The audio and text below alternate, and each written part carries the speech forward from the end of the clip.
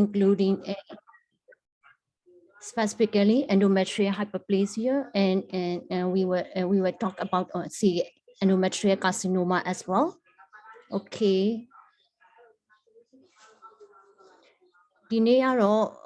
endometrial pathology မှာအဓိကတော့အမားတို့ပြောမှာကြတော့ endometrial hyperplasia နဲ့ CA endometrial နှစ်ခုကိုအဓိကပြောမှာဖြစ်ပါတယ်။ပြောမယ်ဆိုရင်ဒါကတော့စပြောမယ်ဆိုရင်ကျမတို့ anatomy ကနေစမယ်ပေါ့နော် anatomy မှာဆိုရင်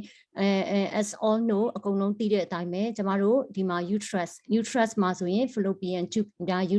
uterus မှာဆိုရင် inner lining ကကြ endometrium myometrium perimetrium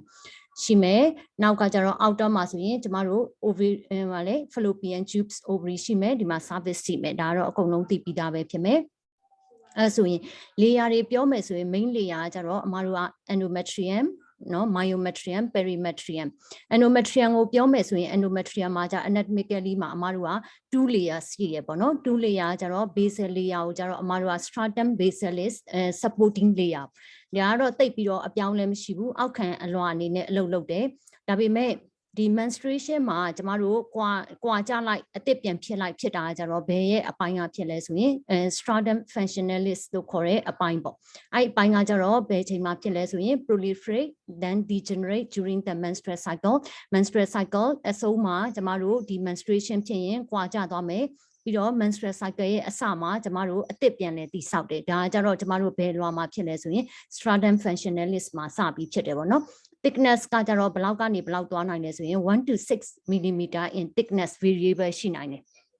at the start of menstruation မှာဆိုရင်သူ့ရဲ့အလွှာသည်1 to 2 millimeter နဲ့ at the end of the period ဆိုရင်ကျမတို့က6 millimeter အထိရောက်နိုင်ပါတယ်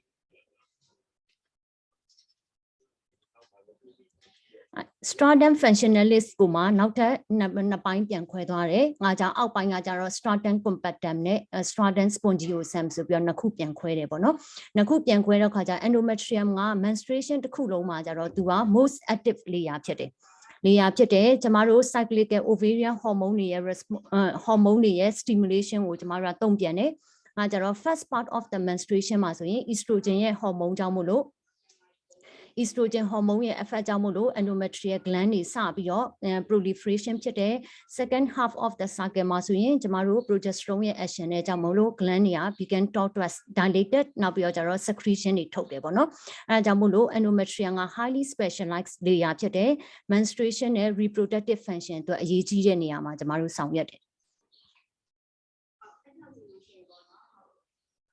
အဲကြတော့ဒီရဲ့ endometrium ကိုပြောမယ်ဆိုရင် blood supply ကတော့ကျမတို့သိပြီးသားတော်တော်များများ blood supply ကိုမပြောတော့ဘူး CA endometrium မှာကျမတို့က lymphatic spread ရှိတဲ့အတွက်ကြောင့် lymphatic spread နဲ့ပတ်သက်တဲ့ဟာတွေကိုပြောချင်တဲ့အတွက်ကြောင့်မလို့ anatomical lymphatic drainage ကိုနည်းနည်းဒီမှာထည့်ပြောချင်တယ်ပေါ့နော်ထည့်ပြောချင်တယ်ဆိုရင် lymphatic drainage ကကြတော့ကျမတို့က mainly ကကြတော့ 3 area နေကျမတို့သွားတယ်ပေါ့နော် trunk က 3 main trunk ရှိတယ်အဲကြတော့ utero-ovarian infundibulopelvic ligament ကနေတဆင့်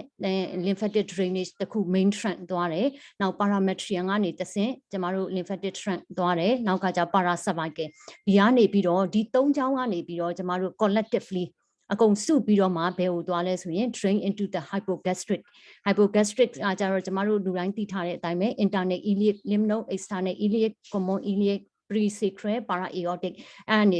ဒါတဆင့်ဆက်ပြီးတော့ပြန်သွားတယ်ပေါ့နော်။ငါကြတော့ rarely ကြတော့များတော့အဖြစ်ကဒီ track တွေကနေတဆင့်မှကျမတို့ကဘယ်ကိုသွားလဲဆိုရင် para-aortic lymph node ကိုသွားတယ်။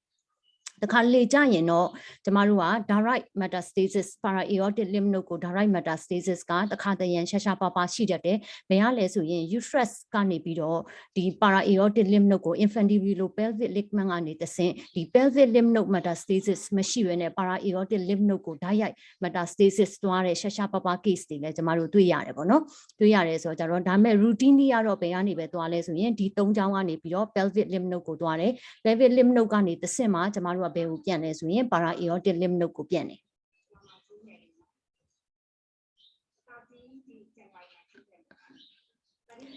နော် endometrial pathology လို့ပြောတဲ့နေရာမှာကျမတို့ကဘာတွေရှိနိုင်လဲဆို endometrial hyperplasia ရှိနိုင်တယ်နောက်ကကျတော့ endometrial polyp နဲ့ patient က present လုပ်နိုင်တယ်နောက် endometrial cancer ဒီ3မျိုးနဲ့ကျမတို့က present လုပ်နိုင်တယ်ပေါ့နော်ဒီနေ့အသေးစိတ်ပြောမှာတော့ကျမတို့ hyperplasia cancer ဒီနှစ်ခုကိုအသေးစိတ်ပြောပါမယ်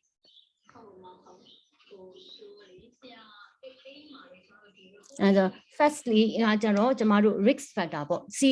endometrial pathology ဖြစ်ဖို့ဘယ်လိုလူမျိုးတွေကပို့ပြီးတော့ဒီ endometrial hyperplasia ပို့ပြီးတော့ဖြစ်နိုင်လဲပေါ့နော်ပထမဆုံးစပြောမယ်ဆိုရင် endometrial hyperplasia endometrial carcinoma ဒါတွေကじゃ risk factor associated ဖြစ်တဲ့အတွက်ကြောင့်မလို့ဘယ်လို risk factor ရှိတဲ့လူဖြစ်နိုင်လဲပေါ့ဖြစ်နိုင်လဲဆိုရင် firstly ကျကျမတို့ N-opposed estrogen သုံးတဲ့အမျိုးသမီးတွေမှာပို့ပြီးတော့ဖြစ်တတ်တယ်။နောက်ကကျတော့ဝရတဲ့အမျိုးသမီးတွေ increase BMI BMI များတယ် obesity ဒါတွေကကျတော့ C endometrium နဲ့ association ရှိတဲ့ N ovulation PCOS နော်အများဆုံးဖြစ်တဲ့ PCOS ovulatory disorder and ovulatory ရှိတဲ့လူတွေမှာပို့ပြီးတော့ဖြစ်တယ်။နောက်ကကျတော့ estrogen secreting ovarian tumorဒီလိုလူမျိုးတွေမှာဆိုရင် C endometrial hyperplasia ဖြစ်နိုင်တယ် drug induced ကတော့အပေါ်အတိုင်းပဲငါကြတော့ N-opposed estrogen only HRT တောင်းမှာ estrogen only progesterone မပေးဘူး uterus ရှိတဲ့အချိန်မှာ progesterone မပေးဘဲနဲ့ estrogen only ပေးတဲ့အချိန်မှာဖြစ်တတ်တယ်နောက်တစ်ခုအဖြစ်အများဆုံးကကြတော့ကျမတို့က drug induced တဲမှာဆိုရင် CA breast ရှိတယ် CA breast ရှိတဲ့လူဆိုရင်ကျမတို့က hormone receptor positive CA breast ဆိုရင်ကျမတို့က follow up မှာဒီရဲ့ maintenance မှာကျမတို့ဘာတွေပေးလဲဆို tamoxifen ပေးတယ်ပေါ့နော် tamoxifen ကကြတော့သုံးတဲ့အမျိုးသမီးတွေအကုန်လုံးဒီကျမတို့က endometrial hyperplasia endometrial cancer ဖြစ်နိုင်တယ်ပေါ့နော်နောက် nulliparity ကလေးတိတ်မမွေးတဲ့လူတွေမှာဖြစ်တတ်တဲ့ late menopause early menarche late menopause ငါကြတော့ hormonal stimulation ကို long period ရတဲ့လူတွေမှာကျမတို့ဖြစ်တတ်တယ်နောက်တစ်ခုကကြတော့သူကဒီ endometrial pathology တွေအကုန်လုံးဒီ insulin resistant ရှိတဲ့လူတွေမှာပို့ပြီးတော့အဖြစ်များတယ်အဖြစ်များတာဖြစ်တဲ့အတွက်ကြောင့် obesity PCOS diabetes mellitus တလူတွေမှာပို့ပြီးတော့ prone ဖြစ်တယ် diabetes hypertension ရှိတဲ့လူတွေကပို့ပြီးတော့ CA endometrial hyperplasia ဖြစ်ဖို့ပို့ပြီးတော့ risk များပါတယ်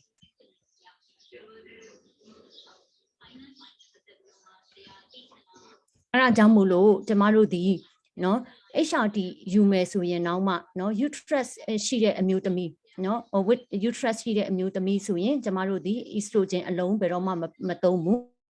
ကျမတို့ဒီ progesterone နဲ့အမြဲတမ်းတွဲသုံးဖို့လိုတယ်ပေါ့နော် tamoxifen သုံးမယ် tamoxifen ကိုပေးထားတဲ့လူတွေဆိုလည်း inform လုပ်ထားမယ် increase risk of developing endometrial hyperplasia cancer ဖြစ်နိုင်တယ်အဲ့ဒါကြောင့်မို့လို့ abnormal bleeding ရှိရင်abnormal bleeding ရှိခဲ့တယ်ဆိုရင်ချက်ချင်း investigation လုပ်ဖို့နဲ့ contact လုပ်ဖို့ကျမတို့မှာထားရမယ်ပေါ့နော်အဲကြောင့် abnormal vaginal bleeding ပဲဖြစ်ဖြစ် abnormal vaginal discharge ပဲဖြစ်ဖြစ် tamoxifen သုံးတဲ့လူတွေမှာချက်ချင်းကျမတို့သက်ဆိုင်ရာ obstetrician gynecologist ဒါမှမဟုတ်ရင် GP ပေါ့သူများနိုင်ငံမှာဆို GP ကို notify လုပ်ရမယ် investigation ဆက်ပြီးတော့လုပ်ရမယ်ပေါ့နော်အဲ့မှာ CA breast မှာတခြားအသုံးပြုတဲ့เนาะ tamoxifen အပြင်တခြားအစားသုံးတဲ့ aromatase inhibitor တွေ anastrozole တို့เนาะဒီဆေးတွေပေါ့ပေးထားတဲ့ letrozole ပေါ့ဒီဆေးကတော့ကျွန်တော်တို့စီမှာသိမရှိဘူး letrozole ဒီဟာတွေကကြတော့ကျမတို့က endometrial hyperplasia cancer ဖြစ်နိုင်လားမဖြစ်နိုင်ဘူးလားကျမတို့ theory ချာ study တွေအရသိမသိသေးဘူးပေါ့ဖြစ်နိုင်တယ်မဖြစ်နိုင်ဘူးကျမတို့ဒီချိန်မှာသိပြီးတော့တိကျမပြောနိုင်သေးဘူးဒါပေမဲ့ not likely to associated လို့တော့ကျမတို့ယူဆတယ်သိပြီးမဖြစ်နိုင်ဘူး tamoxifen တက်ဆိုင်ရင်မဖြစ်နိုင်ဘူးလို့ယူဆတယ်ဆိုပေမဲ့ကျမတို့က not in the better position to say at the moment ပေါ့နော်ဒီချိန်မှာတိကျကျမတို့ပြောဖို့အခြေအနေမရှိသေးဘူး research တွေကျမတို့စောင့်ကြည့်အောင်မှာဖြစ်ပါတယ်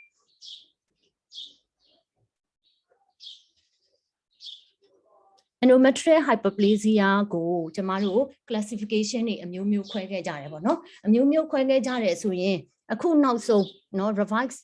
2014 WHO classification ကကြတော့ကျမတို့က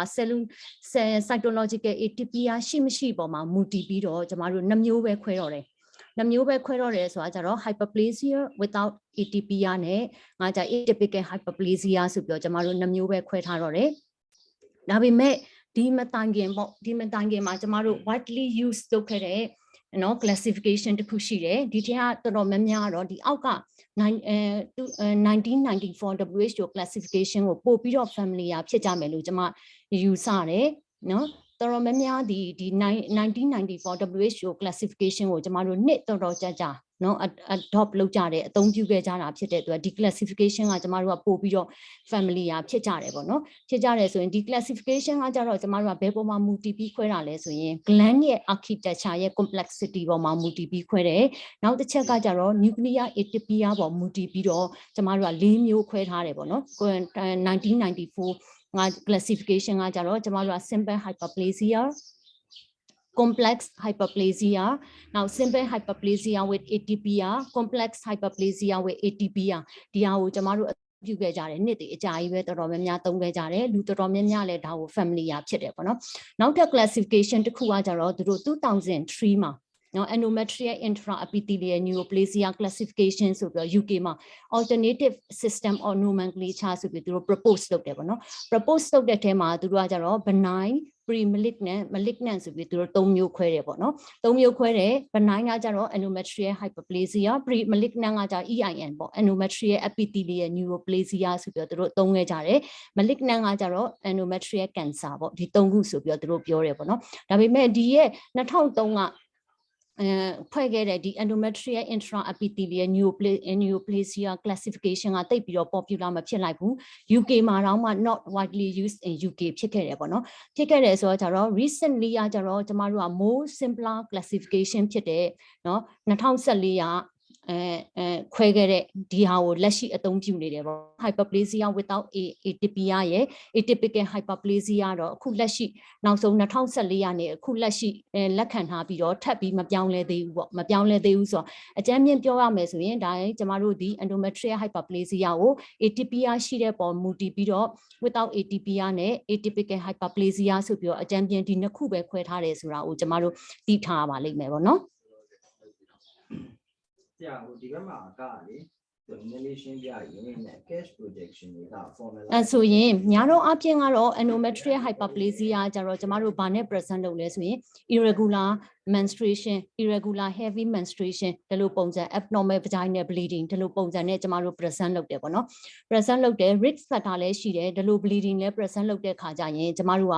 endometrial hyperplasia ကို diagnosis ရဖို့အတွက်ကကြတော့နောက်ဆုံး final diagnosis ကတော့ကျမတို့က histological examination endometrial tissue ကို biopsy ယူတယ်သူ့ကို histology ပို့တယ် histology ကနေပြီးတော့ပြန်ထွက်လာတဲ့ result ရမှသာလျှင် confirm diagnosis ဖြစ်တယ်ပေါ့နော် confirm diagnosis ဖြစ်တယ်ဒါပေမဲ့ initial step မှာကျမတို့ပထမဆုံးလုပ်တဲ့ investigation ကကြတော့ကျမတို့ transvaginal ultrasound နော် transvaginal ultrasound လုပ်ခြင်းအပြင်ကျမတို့ကဘာကိုသိနိုင်လဲဆိုရင် endometrial thickness ကိုကျမတို့ measure လုပ်လို့ရတယ်ပေါ့နော် endometrial thickness ကိုတိုင်းတဲ့အခါကျရင် endometrial thickness ကတော့ post menopause မှာတော့ကျမတို့ပြက်သားရှိတယ် post menopause မှာ more than or 4 mmဖြစ်တယ်နောက်တစ်ခုကကြတော့ abnormal vaginal bleeding နဲ့ရှိတယ် endometrial ဟိုတိုင်းလိုက်တဲ့ ET က more than 4 mm ဆိုရင်ကျမတို့က endometrial sampling endometrial biopsy ယူရမယ်ပေါ့နော်ယူပြီးတော့မှကျမတို့ histology နဲ့ confirm လုပ်တယ်ဒါပေမဲ့ကျမတို့ရဲ့ဒီအရှိကနော် post menopause မှာ definite cut off 4 mm ရှိပေမဲ့လည်းနော်menopause မရောက်သေးတဲ့အမျိုးသမီးတွေအတွက်တော့ endometrial thickness ကကျမတို့ကဘလောက်ထူမှနော်endometrial hyperplasia ဖြစ်နိုင်တယ်ဘလောက်ထူရင် significant ဖြစ်တယ်ဆိုတော့တိတိကျကျသတ်မှတ်ချက်ကိုတော့ကျမတို့သိမတွေ့ဘူးပေါ့နော်ဒါပေမဲ့study တစ်ခုပေါ့ study တစ်ခုဆိုတာ RCOG guideline ထဲမှာသူတို့ရေးထားတဲ့ study တစ်ခုကကြတော့သူတို့ကဘယ်ဟာကို study လုပ်လဲဆိုရင်ဥပမာ PCOS ပေါ့ end ovulation ရှိတဲ့အမျိုးသမီးတွေမှာဆိုရင်သူတို့ကဘလောက်ထူရင် endometrial hyperplasia နဲ့ association ဖြစ်နိုင်လဲဆိုပြီးတော့သူတို့ study တစ်ခုလုပ်ထားတာရှိတယ်ပေါ့နော်လုပ်ထားတာရှိတော့အဲ့ study အရဆိုရင် endometrial thickness က less than 7 mm အောက်နော်အောက်အမျိုးသမီးတွေ PCOS ရှိတဲ့အမျိုးသမီးတွေမှာဆိုရင် less likely to develop endometrial hyperplasia ဖြစ်တာရှားတယ်ပေါ့နော် more than 7 mm ဆိုရင်တော့ endometrial hyperplasia နဲ့ association ရှိပေမဲ့နော် less than 7 mm ဆိုရင် less likely to associated with endometrial hyperplasia အဲ့လိုတော့ရေးထားတာတွေ့တယ်ဒါပေမဲ့ definite cut off လဲစာအုပ်ထဲမှာဘယ်လောက်ထူရင် endometrial hyperplasia လို့သတ်မှတ်မယ်ဆိုတာကျတော့menopause မရောက်သေးတဲ့အမျိုးသမီးတွေမှာကျမတို့သိမတွေ့ရဘူးပေါ့နော်မတွေ့ရတော့အကြမ်းမြင့်ကျမတို့မှတ်ထားနိုင်တာက transvaginal ultrasound ရိုက်တယ် abnormal vaginal bleeding လည်းရှိတယ်menopause လည်းမရောက်သေးဘူးဆိုရင်7 mm ရဲ့အထက်ဆိုရင်တော့ကျမတို့သတိထားတဲ့ endometrial biopsy ယူတဲ့ပေါ့နော်အဲ့တခုသိထားဖို့လိုတယ်နောက်တစ်ခုကကျတော့ endometrial sampling ကကျတော့ထူလာပြီ endometrium ထူလာပြီကျမတို့ endometrium ထူလာပြီဆိုရင် endometrial sampling လုပ်လို့ရတယ်ဒါကကျတော့ pipette sampler တို့ဘာလို့ကျမတို့လုပ်လို့ရတယ် outpatient endometrial biopsy ယူမယ်ပေါ့နော်နောက်တစ်ခုကကျတော့ outpatient sampling က fail ဖြစ်တယ်နော် non diagnostic ဖြစ်တယ်non diagnostic ဖြစ်တယ်နောက်တစ်ချက်ကကြတော့ကျမတို့ ultrasound မှာ polyp တွေ့တယ် abnormal area တစ်ခု polyp လို့တွေ့တယ် abnormal bleeding ဖြစ်တယ်နောက်ကကြတော့ကျမတို့ ultrasound ရိုက်လိုက်တယ် endometrium က irregular foci suspicious area တွေရှိတယ် irregular ညီမနေဘူးเนาะဒီလိုမျိုးပုံစံနဲ့ malignancy ကို suspect ဖြစ်တယ်ဆိုရင်တော့ကျမတို့ကဘာကိုယူသင့်လဲဆိုရင် direct visualization hysteroscopy ကပို့ပြီးတော့အားသာချက်ရှိတယ်ပေါ့နော် direct visualization နဲ့ biopsy using hysteroscopy ကကြတော့ပို့ပြီးတော့ကျမတို့က better prognosis better diagnosis ကိုရစေတယ်ပေါ့နော်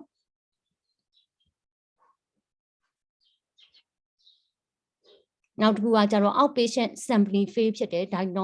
diagnosis မရဘူးဆိုရင်လည်းကျမတို့ဘာကိုသွားရမလဲဆိုရင် diagnostic hysteroscopy လုပ်လို့ရတယ် diagnostic hysteroscopy မှာ2မျိုးလုပ်လို့ရတယ်တစ်မျိုးကကျတော့ outpatient diagnostic hysteroscopy လုပ်လို့ရတယ်နောက်ကကျ hysteroscopy ကို general NRGA နဲ့လုပ်လို့ရတာရှိပါတယ်ပေါ့နော်investigation မှာကျတို့ဒီငါကျတော့ CT MRI diffusion weight MRI biomarker တွေဒီ biomarker တွေကို not usually recommended ဒါတွေကိုတော့ diagnosis မှာကျမတို့မသုံးသေးဘူးပေါ့နော်ဒါတွေကကျ stay research မှာပဲရှိပါသေးတယ်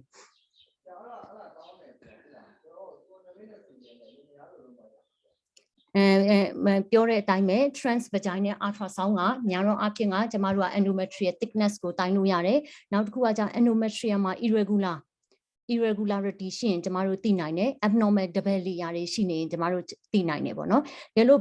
PMB မှာဆိုရင်ကျမတို့က cut off က4 mm နဲ့သတ်မှတ်ထားတယ် endometrial cancer ကို rule out လုပ်ဖို့ပေါ့4 mm အောက်အမျိုးသမီးတွေမှာဆိုရင်တော့ probability of cancer က less than 1% ပဲရှိတယ်အဲ့ဒါကြောင့်မို့လို့ဒီ study အရနော်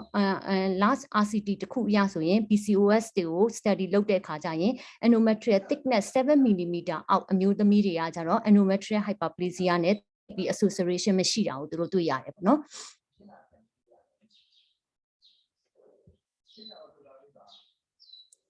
အဲ့ဒါဆိုရင်ကျမတို့က endometrial hyperplasia ဘာလို့အရေးကြီးလဲပေါ့ဘာလို့အရေးကြီးလဲဆိုရင်သူကကျမတို့က malignancy ကိုအချိန်မရွေး progress ဖြစ်သွားနိုင်တယ်malignancy ကိုအချိန်မရွေး progress ဖြစ်သွားနိုင်တယ်ဆိုတော့ risk of progress to cancer ကျမတို့ကအရေးကြီးတယ်ပေါ့နော်အဲ့မှာဆိုရင်ကျမတို့ဒီ endometrial hyperplasia without atypia မှာဆိုရင်ကျမတို့က probability of cancer ကျတော့ reduce to less than 1% less than 1% ပေါ့နော် atypia တာမရှိဘူးဆိုရင် cancer ဖြစ်နိုင်ခြေကကျမတို့က less than 1% ပဲရှိတယ်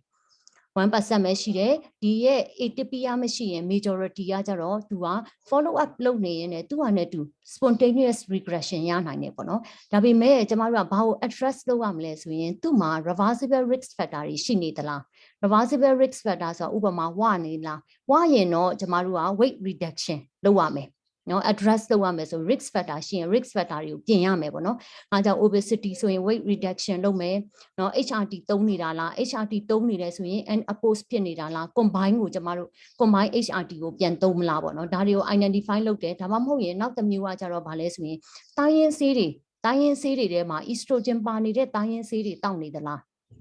herbal product တွေ herbal product တွေမှာ hormone တွေပါနေသလားဒါမျိုးတွေကိုကျွန်မ address လုပ်ရမယ် correct လုပ်ရမယ် correct လုပ်လိုက်တဲ့အခါကျရင်တော့ majority က treatment မလိုဘဲနဲ့ regress ဖြစ်နိုင်တယ်ဒါကကျတော့ without ATPR ကိုပြောတာပေါ့နော်ဒါပေမဲ့with ATPR ဆိုရင်ကျတော့ကျွန်မတို့က risk of progression to cancer ကျတော့သူတို့ study တွေလုပ်ကြတဲ့အထက်မှာ4နှစ်ထဲမှာဆိုရင်4နှစ်စောင့်ကြည့်တဲ့အခါကျရင် cancer ဖြစ်နိုင်တဲ့နှုန်းကကျ 8% ရှိတယ်9နှစ်ဆိုရင်သူက 12.4% ရှိတယ်19 year စောင့်ကြည့်တဲ့အခါကျရင် 27.5% ရှိတယ်ပေါ့နော် ATPR နဲ့ဆိုရင်ဒါကြတော့ RCOG တွေကသူတို့ study တစ်ခုကနေသူတို့ risk of progression to cancer ATPR မှာဘယ်လောက်ရှိလဲသူတို့ကြည့်ထားတဲ့ဟာပေါ့နော်နောက်တစ်ခုကじゃ textbook တွေတဲ့ကိုကျမတို့ကြည့်မယ်ဆိုရင် non textbook ထဲမှာဆိုရင်သူကကြတော့ simple hyperplasia with ATPR ဆိုရင် malignancy ဖြစ်နိုင်တဲ့နှုန်းကသူတို့က 8% ရှိတယ်လို့ပြောတယ် 8% ရှိတယ် complex endometrial hyperplasia နဲ့ ATPR ဆိုရင် malignancy risk ကသူက 29% ရှိတယ်ပေါ့နော် 29% ရှိတော့ risk of progression က ATPR ဖြစ်လာတယ်ဆိုရင်တက်လာတယ်ပေါ့နော်တက်လာတယ်နောက်တစ်ခုကကြတော့တပြိုင်တည်းနော်ကျမတို့ biopsy ယူတဲ့နေရာကတနေရာကျတော့ endometrial hyperplasia with ATPR ဖြစ်ပြီးတော့ကျန်တဲ့ focal area of နော် concomitant carcinoma ဖြစ်နိုင်တဲ့နှုန်းကကြတော့ATPR နဲ့ endometrial hyperplasia with ATPR ကို hysterectomy လုပ်လိုက်တယ်လုပ်လိုက်ပြီးတော့ hysterectomyဘာစီပို့တဲ့အခါကျရင်43%လောက်ကတပြိုင်တည်းမှာသူက CA endometrium ရှိနေတာကိုတွေ့ရတဲ့ပေါ့နော်တွေ့ရတဲ့ဆိုတော့ treatment option ဒီအဲ့ဒါကြောင့်မို့လို့ without ATPR မှာဆိုရင်ကျမတို့က treatment option တစ်မျိုးဖြစ်တယ် with ATPR မှာဆိုရင် treatment option ဒီတစ်မျိုးဖြစ်တယ်ဘာလို့လဲဆိုရင်တပြိုင်တည်းထဲမှာ cancer ဖြစ်နိုင်တဲ့နှုန်းလည်းမြင့်တယ်မရှိခဲ့ဘူးဆိုရင်လည်း risk of progression to cancer high ဖြစ်တဲ့အတွက်ကြောင့်မို့လို့ ATPR နဲ့ဆိုရင်ကျမတို့က main treatment option ဒီကျမတို့က mainly က surgery ကိုပဲကျမတို့ offer လုပ်လို့ရှိတယ်ပေါ့နော်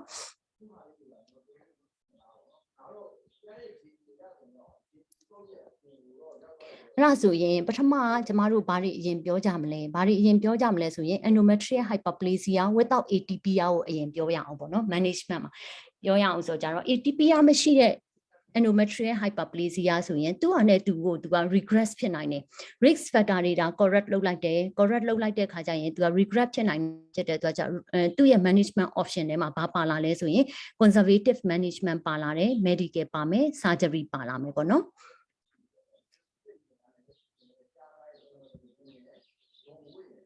အဲ့ကြအိမ်မှာ without ATPR ကိုသူတို့ study နှစ်ခုလုပ်ထားတယ်ပေါ့နော် study နှစ်ခုလုပ်ထားတယ်ဆိုမှပထမသူက cohort study တွေလုပ်ထားတယ် cohort study မှာပထမ study ကကြတော့လူ35ယောက်အမျိုးသမီး35ယောက်နဲ့လုပ်ထားတယ်ဒုတိယ study မှာဆိုရင်94ယောက်ကိုလုပ်ထားတယ်ပေါ့နော်လုပ်ထားတယ်ဆိုတော့ကြတော့အဲ့မှာ follow up လုပ်ကြည့်တယ် risk factor တွေကိုပြင်ပြီး follow up လုပ်ကြည့်တဲ့အခါကျရင်သူက normal endometrium ကို regress ဖြစ်သွားတဲ့နှုန်းကကြတော့ဒီ first study မှာဆိုရင်85%ကသူကတူ spontaneous regression ပြန်ရတယ် second study မှာဆိုရင်သူက 81% simple hyperplasia တွေ regress ပြန်ဖြစ်သွားတယ်ပေါ့နော်ဒါပေမဲ့ဒီ first study မှာဆိုရင်17% လောက်က persistent disease ဖြစ်နေတယ်second study မှာဆိုရင်18% လောက်က persistent disease ရှိနေတယ်ဆိုတော့ rate တွေကတော့တိတ်ပြီးတော့အကွာကြီးတော့မဟုတ်တော့ဘူးအဲကြတော့4ပုံ3ပုံလောက်တည်းက normal regression ပြန်ရတယ်နောက်တစ်ခုကကြတော့17 to 18% လောက်က persistent disease ဖြစ်တယ်ဒီ first study ထဲမှာဆိုရင်သူကကြတော့9% ပေါ့9% လောက်ကသူက atypical hyperplasia ကိုပြောင်းလဲသွားတယ်။အားကြ second study မှာဆိုရင်သူက 1% လောက်ကကြတော့ progress to CA endometrium ဖြစ်သွားတာကိုတွေ့ရတယ်ပေါ့နော်။တွေ့ရတယ်ဆိုတော့ဒါစောင့်ကြည့်ပြီးတော့ endometrial surveillance ကျမတို့ပြန်လုပ်ရမယ်။6လတစ်ခါပြန်လုပ်လိုက်တယ်။ပြန်လုပ်လိုက်ပြီးတော့ခါကြတော့6လတစ်ခါမှာ persistent ရှိနေတာလား atypical hyperplasia ဖြစ်ပြောင်းသွားတာလား။အားကြတော့ပြောင်းလဲမှုကိုကြည့်ပြီး treatment option ကိုပြန်ပြီးတော့စဉ်းစားရမယ်ပေါ့နော်။ဒါပေမဲ့ patient ကို information ပေးရမှာကြောင့် conservative management ဒီ spontaneous regression ရနိုင်ပေမဲ့เนาะ progesterone နဲ့ treatment ပေးတာကြတော့ better disease regression ပို့ပြီးတော့မြန်တယ်ပို့ပြီးတော့ပျောက်ကင်းနိုင်တဲ့အခြေအနေကောင်းတယ်နောက်ကကြ relapse rate ကိုလည်းသက်သာစေတယ်ဆိုတာ patient ကိုတခါတည်း information ပေးထားရပါမယ်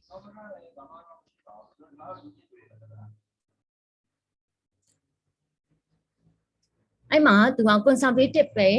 နော် conservative ကကြတော့ဘယ်လိုလူတွေကိုထပ်လုပ်လဲဆို complex hyperplasia without ATPR နဲ့ complex hyperplasia ကိုသူတို့ conservative management ပြန်လုပ်တယ်ပေါ့နော်ပြန်လုပ်တဲ့အခါကျရင် 79% ကသူတို့ regress to normal endometrium ဖြစ်သွားတယ်21% ကကြာ persistent complex hyperplasia ဖြစ်တယ်ပေါ့နော်ဖြစ်တယ်ဒီထဲမှာတော့သူတို့ study ထဲမှာတော့သူတို့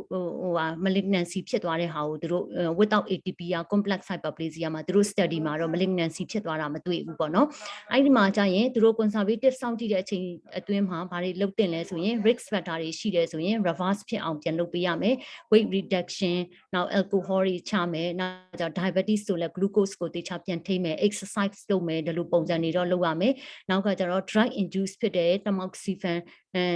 နေကြောင့်မလို့ဖြစ်တယ်ဆိုရင်ကျမတို့က tamoxifen ကို other endometrial hyperplasia မဖြစ်စေတဲ့ drug တွေနဲ့ပြောင်းလို့ရမလားပေါ့ဒါတွေပြန်ကြည့်ရမယ်ပေါ့နော်နောက်တစ်ခုကကြတော့ဗာလဲဆိုရင်ဒီရဲ့ conservative treatment လုပ်တာနဲ့ progestogen treatment ပေးတာနဲ့ဆိုရင် progestogen treatment ပေးတာကကြတော့ higher disease regression rate ကိုပိုကောင်းစေတယ် observation conservative treatment တဲ့ဆိုင်ရင်ပိုပြီးတော့မြန်ပိုပြီးတော့ပျောက်လွယ်တယ်ပေါ့နော်အဲကြောင့်မို့လို့ progestogen treatment ကကြတော့ဘယ်လိုလူတွေကိုပေးမလဲပေါ့ဘယ်လိုလူတွေပေးမလဲဆိုရင်ကျမတို့ counseling လုပ်တဲ့ treatment လိုချင်တဲ့လူဆိုရင်ကျမတို့ treatment ပေးမယ်နောက်တစ်ခုကကြတော့ဗာလဲဆိုရင်စောင့်ကြည့်တာနဲ့regress မဖြစ်ဘူး6လနေမှပြန်လုပ်တယ် persistent ဖြစ်နေတယ်တစ်နှစ်နောက်ထပ်6လမှပြန်လုပ်တယ် persistent ဖြစ်နေတယ်ဒီလိုလူမျိုးတွေဆိုရင် medical treatment ကိုကျမတို့ offer လုပ်ရမယ်ပေါ့နော်နောက်တစ်ချက်ကကြတော့ endometrial hyperplasia with ATP ရပဲဒါပေမဲ့ symptomatic ဖြစ်တယ်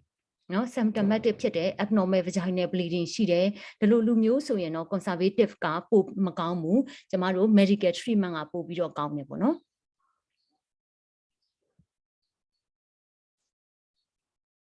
medical treatment မှာကျမတို့2မျိုးရှိတယ်2မျိုးကကြတော့ပထမတစ်မျိုးကကြတော့ကျမတို့ combine ဟိုလေ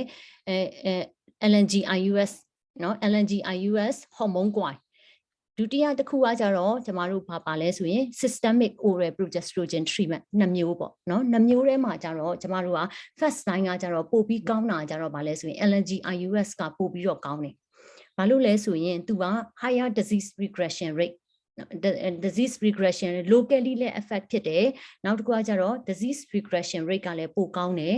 bleeding profile နော် abnormal bleeding ကိုလည်းသက်သာစေတယ်နောက် side effect ကကြတော့သူက locally act လုပ်တာဖြစ်တဲ့အတွက် systemic side effect နည်းတယ်အဲဒါကြောင့် adverse side effect နည်းတယ်ပေါ့နော်နောက်တစ်မျိုးကကြတော့ continuous progestogen continuous progestogen ကကျမတို့ဘာပေးလေးရှိလဲဆိုရင် midroxy progesterone ပေးလေးရှိတယ်နောက်တစ်ခုကကြတော့ဘာလဲဆိုရင်ကျမတို့မြန်မာနိုင်ငံမှာဆိုရင်တော့ကျမတို့ midroxy progesterone tablet ကနည်းနည်းဝယ်ရခက်တယ်ဝယ်ရခက်တော့ကျမတို့ဘာသုံးလေးရှိလဲဆိုရင် norethistedone tablet တွေ 5mg tablet တွေကိုသုံးတယ်အဲ့ဒါကိုကျမတို့ဘယ်လောက်ပေးလေးရှိလဲဆိုရင်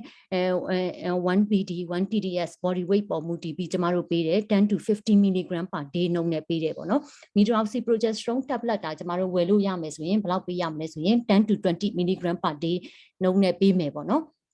အဲကြောင့်ပထမ first line ကကျတော့ကျမတို့က LNGIUS ကို offer လုပ်တယ် patient ကမထည့်ခြင်းဘူးဆိုမှကျမတို့က systemic progesterone treatment continuous treatment ကိုပေးတယ်ပေါ့နော်ဒီနေရာမှာကျတော့ကျမတို့ဘယ်လိုပေးမလဲ continuous ပေးမှာလား cyclical ပေးမှာလားပေါ့နော် continuous ပေးမှာလား cyclical ပေးမှာလားဆိုတော့ continuous ကကျတော့နောက်တောက်လျှောက်မရက်ဖဲနဲ့ daily တောက်သွားမယ်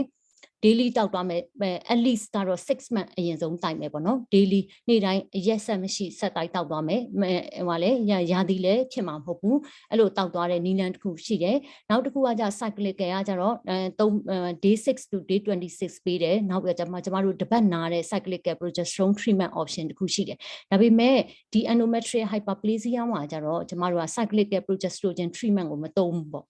ဘာလို့လဲဆိုရင် endometrial hyperplasia regression မှာသူက less effective ဖြစ်တယ်နော် less effective ဖြစ်တယ်တိတ်ပြီးတော့မပြောက်ကင်းလွယ်ဘူးအဲ့ဒါကြောင့်မို့ recommend လုပ်တာကြတော့ systemic progestogen treatment ပေးရင်ကျမတို့ကဘယ်လိုပေးတင်လဲဆိုရင် continuous ပေးတင်တယ်နော်ရာသီမပေါ်အောင် continuous တောက်လျှောက်ပေးတယ်6လ at least အနည်းဆုံး minimum ကကျတော့ကျမတို့ဘယ်လောက်ပေးကြည့်မလဲဆိုရင်6လပေးကြည့်မယ်6လကြာရင်ကျမတို့ endometrial surveillance ဘောင်စီပြန်ယူမယ်ပြန်ယူပြီးတဲ့အခါကျရင် maintenance ဘယ်လောက်ပြန်သွားမလဲကျမတို့ဆုံးဖြတ်တယ်ပေါ့နော်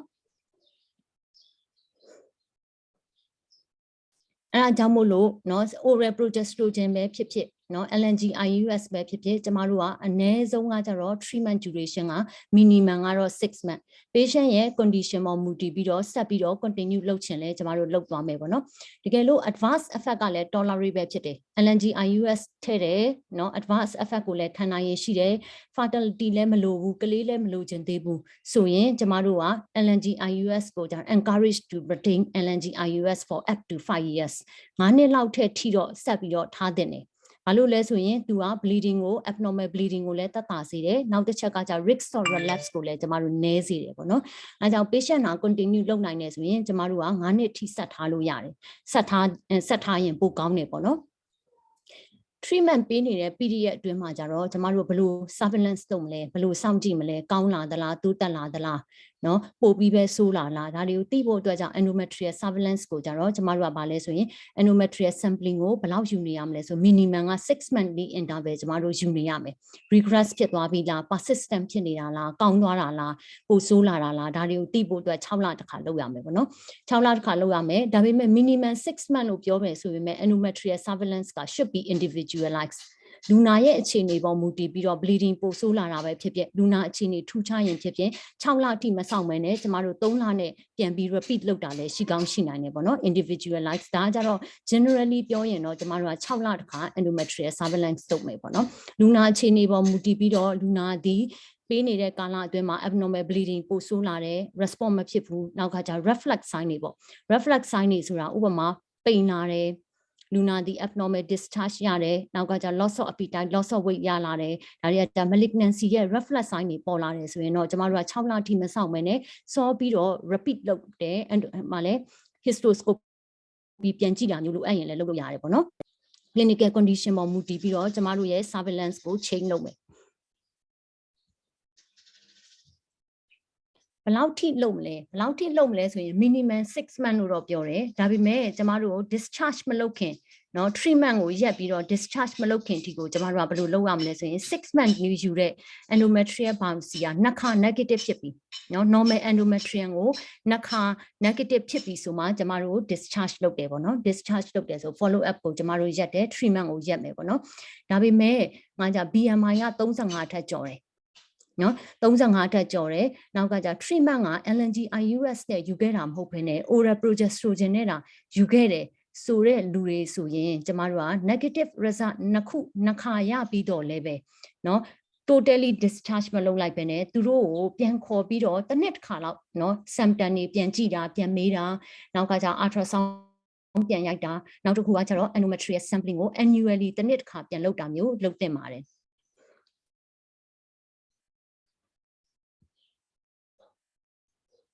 နောက်တစ်ခုကကျတော့ hysterectomy surgical option ကတော့ endometrial hyperplasia without ATPR ဆိုရင်တော့ hysterectomy ရဲ့ option ကတော့ less option ပေါ့နော်ဘယ်အချိန်ကြမှလုပ်လဲဆိုရင်အမျိုးသမီးဒီသူက fertility ကို preserve မလုပ်ချင်တော့ဘူး menopause တန်းရောက်နေပြီအားကြောင့်ဒီပြဿနာကိုလည်းသူဆေးလည်းမတောက်ချင်တော့ဘူးဘာမှဆက်ပြီးတော့ monitor လည်းမလုပ်ချင်တော့ဘူးเนาะကလေးလည်းမယူတော့ဘူးဒါလို့ဆုံးဖြတ်တယ်ဆိုရင်တော့သူက hysterectomy ကို choose လုပ်လို့ရတယ်ပေါ့နော်နောက်တစ်ချက်ကကျတော့ follow up လုပ်နေရင်တန်လန်းနဲ့ atypical hyperplasia ကိုပြောင်းသွားတဲ့အခါမျိုးမှာဆိုရင်လည်း hysterectomy လုပ်ဖို့လိုမယ်နောက်တစ်ချက်ကကျတော့ဗာလဲဆိုရင်ကျမတို့ဒီရဲ့ without DPR ကို treatment ပေးပြီးတော့เนาะနှစ်ကြိမ် follow up လုပ်တယ်6လတစ်ခါလုပ်တယ်နောက်ထပ်6လမှာတစ်ခါပြန်လုပ်တယ်နှစ်ကြိမ်လုပ်တာတော့မှ histological regression မရဘူးဆိုရင်ဒီလိုလူမျိုးတွေဒီ hysterectomy စဉ်းစားတင်တယ်ပေါ့နော်နောက်တစ်ခုကကြတော့ဗာလဲဆိုရင် progesterone treatment ပေးတယ် treatment ပေးနေတော့ကတော့ regress ဖြစ်တယ်เนาะ treatment ရက်လိုက်ပြီး follow up ပြန်ခေါ်ရင်သူက relapse ပြန်ဖြစ်တယ်ဒီလိုလူမျိုးတွေဆိုရင်လည်း hysterectomy indication ရှိပါတယ်နောက်တစ်ခုကကြတော့ persistent bleeding symptom bleeding ဆက်ပြီးတော့ရှိနေတယ်เนาะဆေးပေးတော့လဲ bleeding ဆက်ပြီးတော့ persistent ရှိနေတဲ့လူတွေနောက်တစ်ခုကကြတော့ဗာလဲဆိုရင်အမျိုးသမီးက endometrial surveillance 6လတစ်ခါလုပ်နေရတာဒါကို तू မလုပ်ချင်တော့ဘူး medical treatment ကိုလည်းတောက်လျှောက်တောက်နေရတာကို तू မတောက်ချင်တော့ဘူး fertility လည်းမလိုတော့ဘူးဆက်ပြီးတော့ခဏလာနေရတာလဲ तू စိတ်ညစ်တယ်ငါကြတော့ definitive option surgery ကိုပဲ तू ရွေးချင်တဲ့အခါမျိုးကြရင်ကျမတို့ hysterectomy option ရှိပါတယ်ပေါ့နော်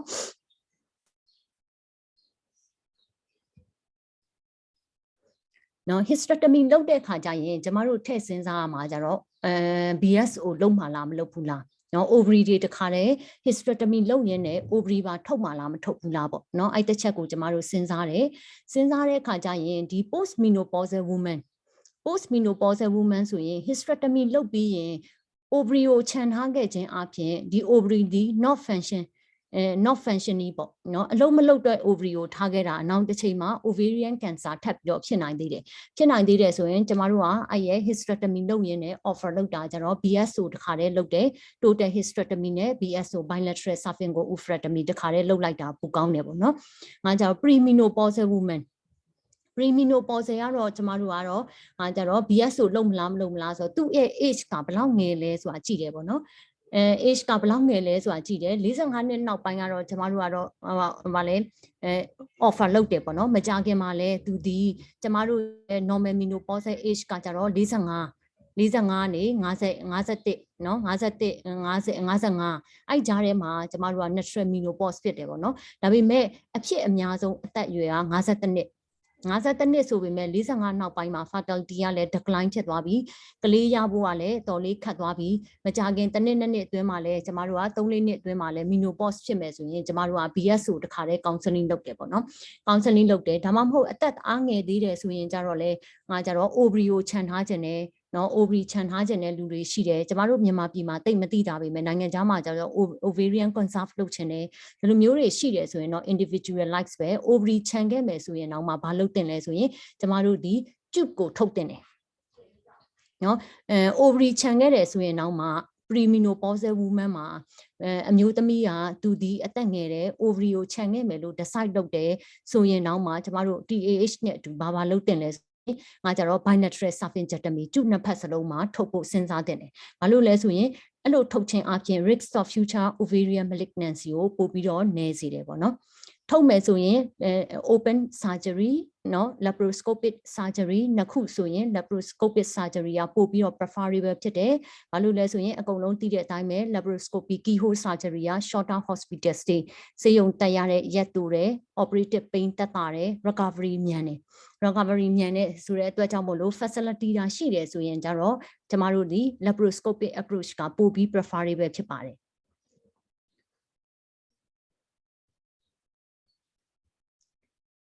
နောက်တစ်ခုကကြတော့ let's go to management of endometrial hyperplasia with ATPR ရှိတဲ့လူဆိုရင်ကျမတို့ဘယ်လို manage လုပ်ကြမလဲပေါ့နော် ATPR ရှိတဲ့လူကို manage လုပ်ဖို့အတွက်ကကြတော့ main treatment ကတော့ ATPR မှာကျမတို့ conservative medical ကိုတိတ်ပြီးတော့မပြောတော့ဘူး main treatment surgery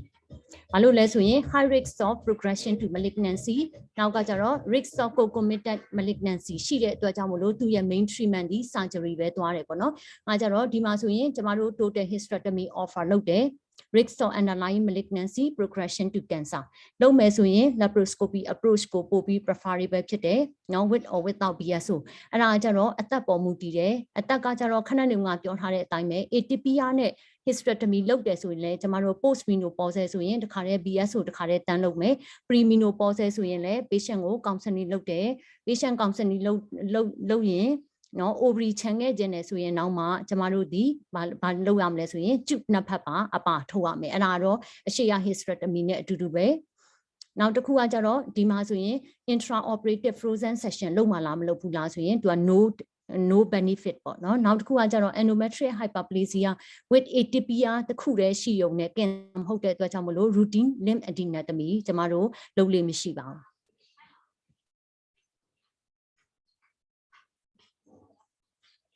ဒီမှာ endometrial ablation ကတော့နော် endometrial hyperplasia with ATPR ပဲဖြစ်ဖြစ်နော် without ATPR ပဲဖြစ်ဖြစ် endometrial ablation ကတော့ကျမတို့ not recommended ဘာလို့လဲဆိုရင် complete persistent endometrial destruction က cannot be ensure ကျမတို့မပြောနိုင်ဘူးအကုန်လုံး endometrial အကုန်လုံးကိုကျမတို့ ablation လုပ်နိုင်မယ်မလုပ်နိုင်မယ်အာမခံနိုင်ဘူးနောက်တစ်ချက်ကကြတော့ဗာလဲဆိုရင် endometrial surveillance လုပ်ပြီးတော့ကြတော့ recurrence ကိုပြန်စောင့်ကြည့်ဖို့အတွက်ကကြတော့ intrauterine adhesion တွေဖြစ်သွားတဲ့အတွက်ကြောင့်မလို့ endometrial surveillance လုပ်ရတာလည်းခက်သွားတယ်ဒီနှစ်ချက်ကြောင့်မလို့ကျမတို့ဒီ endometrial hyperplasia မှာတော့ endometrial ablation ရဲ့ role မရှိဘူးပေါ့နော်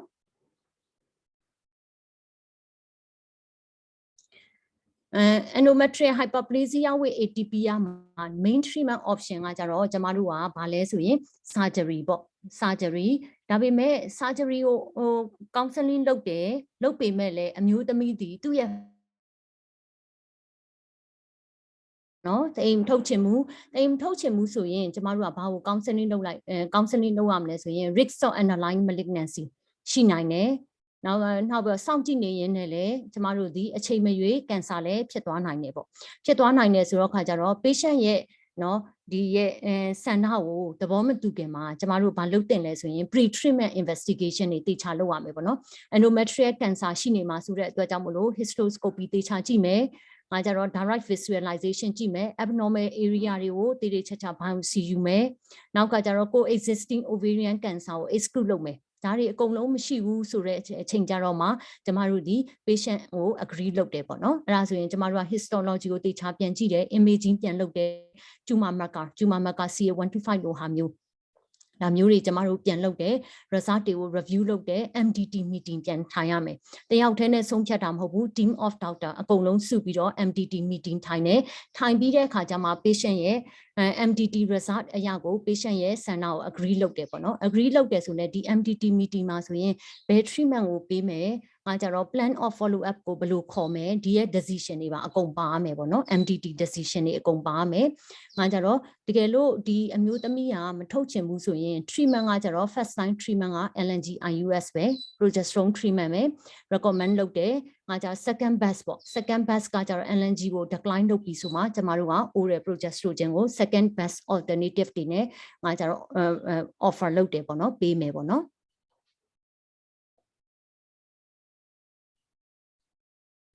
ပေးမယ်ပေးရင်းနဲ့6လတခါဒါမှမဟုတ်ရင် patient ရဲ့ condition ပေါ်မူတည်ပြီး3လတခါ endometrial surveillance က biopsy တော့တောက်လျှောက်ပြန်ယူနေရမယ်ပြန်ယူနေရမယ်ဆိုတော့ဘယ်ထိပြန်ယူနေရမှာလဲဆိုရင် treatment ကိုတောက်လျှောက် continue လုပ်ထားတယ်ဂျာထဲမှာလည်း endometrial surveillance ကိုကျမတို့တောက်လျှောက်လုပ်တယ်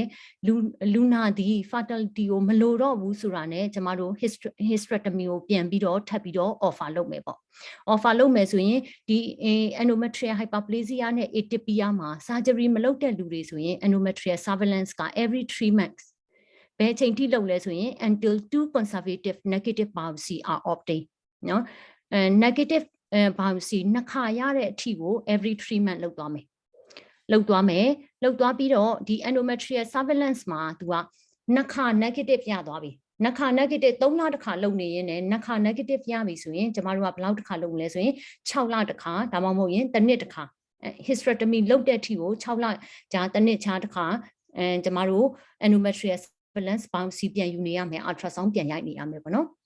ငါကြတော့ဒီစောင့်ကြည့်နေတဲ့အတွင်းမှာနော် conceive လုပ်ဖို့ကြိုးစားတယ် conceive လုပ်ဖို့ကြိုးစားတယ်ဆိုသူကလေးယူမယ်လို့ဆုံးဖြတ်တယ်ကလေးယူမယ်လို့ဆုံးဖြတ်တယ်ဆိုရင်တော့မှ at least 1 negative biopsy ရပြီဆိုရင်သူကကလေးယူလို့ရပြီကလေးယူမယ်ယူဖို့ကြိုးစားလို့ရပြီနော်ဒီရဲ့ regression တစ်ကြိမ်ရတယ် biopsy မှာ negative ပေါ့ normal endometrium တစ်ကြိမ်ပြန်ရောက်ပြီဆိုရင်ကလေးယူဖို့ကြိုးစားကလေးယူဖို့ကြိုးစားတဲ့အခါကျရင် spontaneous conception ကိုစောင့်ပါလားနော် assisted reproduction လုပ်မှာလားနှစ်ခုကိုရှင်းကြည့်တဲ့အခါကျရင် assisted reproduction လုပ်တာကြတော့ဒီ natural conception ထက်စာရင်သူကဘာကောင်းလဲဆိုရင် live birth rate ကလည်းတာတယ်နော် relapse ကိုလည်းတက်တာစေတယ်ဆိုတော့ဒီကြောင့်မလို့သူဒီ negative တစ်ခါဖြစ်ပြီဆိုတာနဲ့ကလေးယူနော်ကလေးယူမယ်ဆိုရင်လည်း assisted reproduction technique နဲ့ယူပြီးတော့ကလေးရပြီးပြီဆိုတာနဲ့ကျမတို့ဒီဘာကိုပြန် offer လုပ်မလဲဆိုရင် hysterectomy ကိုပြန်ပြီးတော့ offer လုပ်ပါမယ်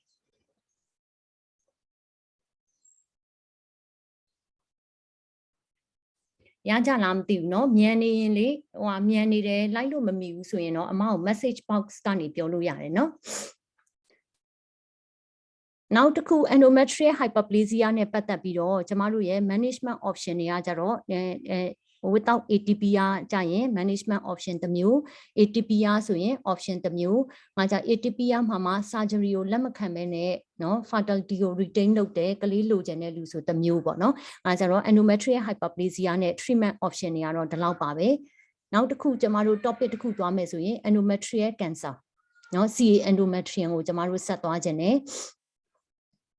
ဆက်သွားမယ်ဆိုရင်endometrial cancer တော့ကျမတို့သိတဲ့အတိုင်းပဲဘယ်ကနေဖြစ်တဲ့ cancer လဲဆိုရင် endometrial ရဲ့ inner lining က epithelial lining ကနေပြီးတော့ဖြစ်လာတဲ့ cancer ကိုကျမတို့ endometrial cancer လို့ခေါ်တယ်ပေါ့နော်။ငါကြတော့ဖြစ်လာပြီဆိုရင်သူ့ရဲ့ဒီရဲ့ပထမဆုံး extension သွားတာဘယ်ကိုသွားလဲပေါ့နော် extension သွားတာဘယ်ကိုသွားလဲဆိုရင်ကျမတို့က myometrium ကိုသွားတယ် myometrium ကိုသွားတယ်နောက်တစ်ချက်ကကြတော့ဒါ direct extension ပေါ့ myometrium perimetrium နော် parametrium တလို့သွားတယ်နောက်တစ်ဆင့်ကကြတော့ဘယ်ကိုသွားလဲဆိုရင် pelvic နဲ့ para-aortic lymph node တွေကိုပြန်တယ်အောက်ဖက်ဆိုရင်သူကဘယ်ကိုသွားလဲဆို vagina ကိုသွားမယ်ဘေးဘက်ဆိုရင် ovary သွားမယ် distant metastasis ဆိုရင် lungs ကိုသွားမယ်ပေါ့နော်အဲ့ဒါတွေကကြောင့် common metastatic sites တွေဖြစ်တယ်များတော့အဖြစ်ကကျမတို့ဒီ2မျိုးရှိတယ်ပေါ့2မျိုး C endometrium မှာ2မျိုးအမျိုးအစားတွေကကြတော့ endometrite type ရှိမယ် non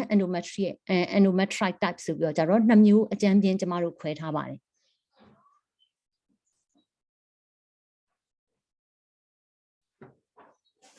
endometrial cancer ရဲ့ခွဲထားပြီးတဲ့ specimen ပုံစံတွေပေါ့နော် C endometrium မှာကျမတို့ CAT section မှာတွေ့ရတဲ့ picture တွေဖြစ်ပါတယ်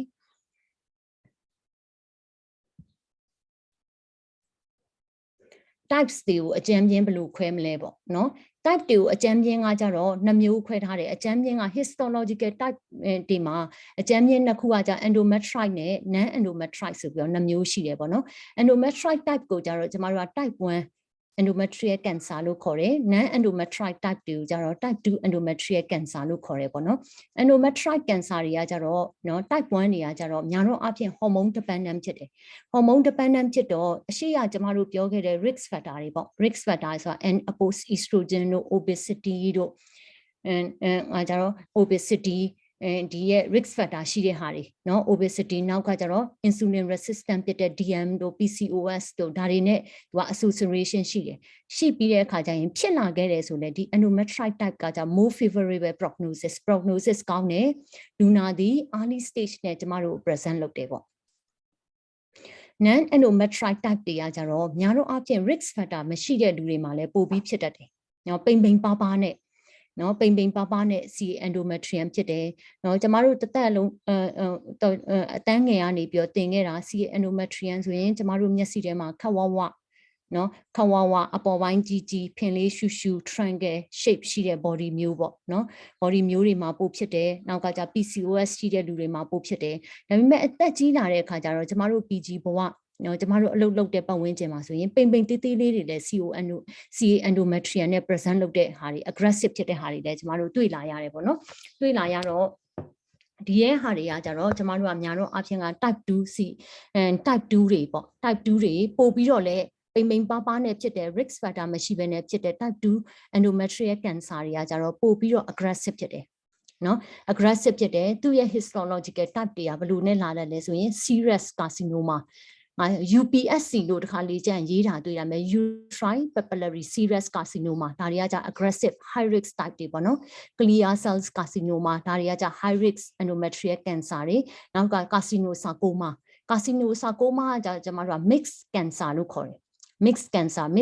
ဆိုတော့ကြတော့သူ့မှာ component နှစ်ခုပေါ့နော် epithelial component ရဲ့နောက် mesenchymal component ရဲ့နှစ်ခုပေါ့ပါတယ်ငါကြတော့ဒီ mixed cancer တွေကကြတော့ကျမတို့ကအမျိုးမျိုး present လုပ်နိုင်တယ်အမျိုးမျိုး present လုပ်နိုင်တယ်ဆိုတော့ကြတော့တစ်မျိုးက malignancy တစ်မျိုးက benign ဒါမျိုးလည်းဖြစ်နိုင်တယ်ငါကြတော့ဒီ mixed type နှစ်မျိုးလုံးမှာ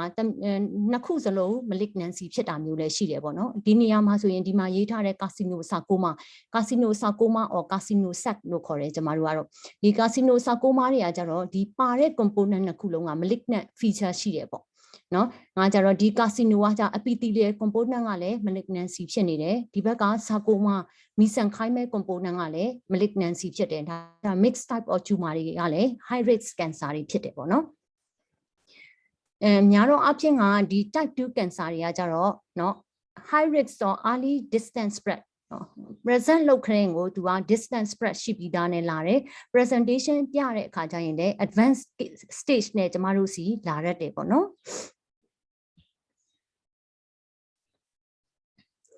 အရှိမပြောတဲ့အတိုင်းပဲเนาะ risk factor တွေကိုပြောမယ်ဆိုရင် type 1 endometrial cancer များတော့အဖြစ်ကကြတော့ကျမတို့က andropause estrogen နော် endogenous or exogenous estrogen exposure ကြောင့်ဖြစ်တယ်နောက်တစ်ခုကကြတော့ frequently arise background or atypical hyperplasia နေပြီးတော့သူက progress ဖြစ်လာတဲ့ဟာတွေဖြစ်တယ်နော်ဝရတယ် nulliparity insulin resistant ဒီ risk factor တွေရှိတယ် hyperestrogenism နော် HNPCC က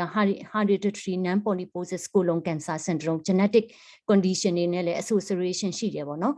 ငါကြတော့ဒီ type 1တွေကကြတော့များတော့အဖြစ်ငါကျမတို့ကိုလာရင် well differentiated နဲ့เนาะ early stage နဲ့လာတတ်တယ် prognosis လည်းပို့ပြီးတော့ကောင်းတယ်type 2 endometrial cancer type 2 endometrial cancer တွေကကြတော့ predisposing factor type 1လိုမျိုး predisposing factor တွေနဲ့ association မရှိဘူးငါကြတော့သူ့ရဲ့ type တွေကဘာတွေနဲ့လာတယ်လဲဆိုရင် uterine papillary serous carcinoma UPSC เนาะအဲ့လိုမျိုးအတူကောက်ရေးလေးရှိကြတယ် uterine papillary serous carcinoma clear cell carcinoma เนาะငါကြတော့ type 1နဲ့မတူဘူး type 1နဲ့မတူဘဲနဲ့ type 2 endometrial cancer တွေကကြအသက်ကြီးတဲ့လူတွေမှာပိုဖြစ်တယ်ပိန်ပိန်ပါးပါးတွေမှာပိုဖြစ်တယ်ဖြစ်လာခဲ့ရင် prognosis မကောင်းဘူး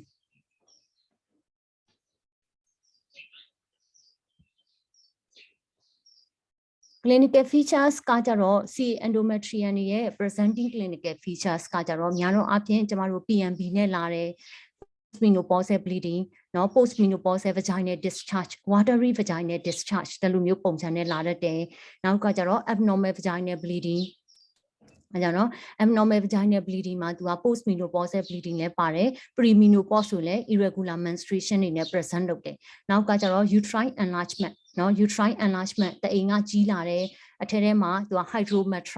hydrometra ဆိုတော့ ultrasound ထဲမှာဆိုရင် hydrometra နဲ့ present လုပ်တတ်တယ်เนาะတခါတွေ့ဘူးတာဆိုရင်သူက hydrometra နဲ့ uterine enlargement ရှိတယ်နေရနေဘာလို့နဲ့လွဲလိုက်လဲဆိုရင် CA endometrium ဆိုMOT ဆိုပြီးလွဲလိုက်တယ်MOT ဆိုပြီးတော့လွှဲလိုက်တယ်ကိုယ်စီရောက်တော့မှပြန်ဆန်းတယ် ultrasound ပြန်ရိုက်တော့မှ C endometrium ဖြစ်နေတဲ့ဟာမျိုးတွေရှိတယ်ပေါ့နော်အဲဒါ uterine enlargement နဲ့ pressure symptom နဲ့လာတယ်နောက်ကကြတော့ဒါမျိုးလည်းဖြစ်နိုင်တယ်နောက် symptom indicative of extrauterine spread ဆိုတာ metastasis ရဲ့ features တွေနဲ့လည်းကျမတို့ကို present လုပ်နိုင်တယ်နော်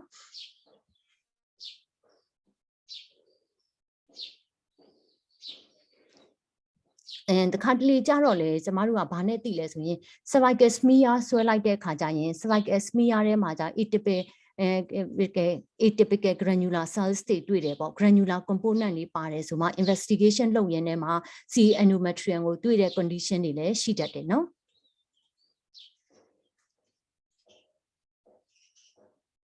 types တွေကိုပြောရအောင်နော် types တွေကိုပြောမယ်ဆိုရင် histopathologic type or endometrial cancer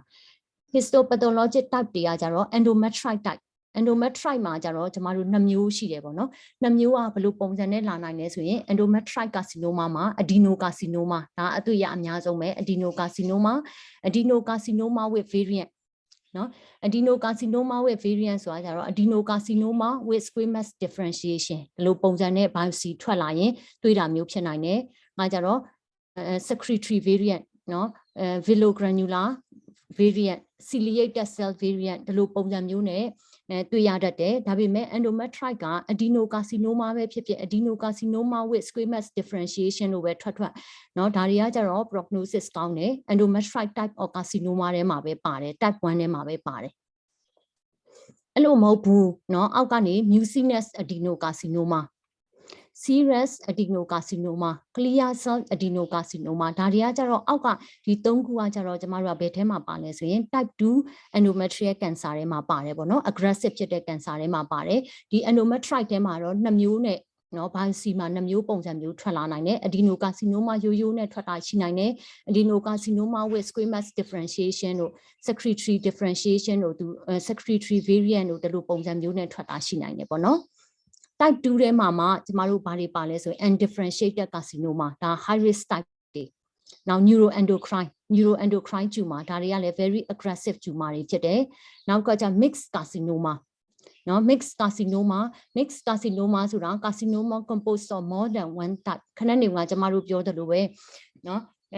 carcinoma mixed carcinoma ဆိုတာဒီရဲ့ cancer ထဲမှာနော် component 2ခုပါနေတယ်ပေါ့ဥပမာဆိုရင် epithelial component mesenchymal component အောက်မှာနော်ဒါပေမဲ့ carcinoma ကတစ်ခုထပ်ပိုပါပြီးတော့တစ်ခုမှာ cancer component 10% ပါရင်တော့မှ prognosis ကိုပို့ပြီးတော့ဆိုးဝါး effect ဖြစ်နိုင်တယ်ပေါ့နော် effect ဖြစ်နိုင်တယ်ဆိုရင်ဒီမှာဆိုရင်သူက mixed epithelial mesenchymal tumor 2ခုပေါင်းမယ်ပေါ့2ခုပေါင်းမယ်ဆိုရင်ဒီမှာ adenomyoma လို့ပေါင်းတယ်ဆိုရင်အရှိက adeno ကကြတော့သူက epithelial component က carcinoma ဖြစ်တယ် ဒါပေမဲ့အနောက်ကမီဆန်ခိုင်းကကြတော့ myoma ကကြတော့ benign ဖြစ်တယ်ဒါကကြတော့တစ်ခုကနှစ်ခုပေါင်းတယ်ဆိုပေမဲ့လည်း mixed up tumor ဆိုပေမဲ့လည်းတစ်ခုက malignancy component ပါတယ်တစ်ခုကကြတော့ benign component ပါတယ်ဥပမာဆိုရင် adenosquamous เนาะ adenosquamous ဆိုရင်ကြတော့ဒါ adenomyoma ကိုပြထားလို့ပေါ့လေเนาะ adenosquamous လို့ပြောရဲဆိုရင် adenocarcinoma ကကြ malignancy component squamous ကကြတော့ကျမတို့ကဘာလဲဆိုရင်benign ပေါ့အဲ့ရဲ့ adenosquamous က squamous benign ကိုကျမတို့နာမည်ကဘယ်လိုခေါ်တတ်လဲဆိုရင် adenoacanthoma လို့ခေါ်ရတယ်နော် adenoacanthoma ဆိုရင်သူက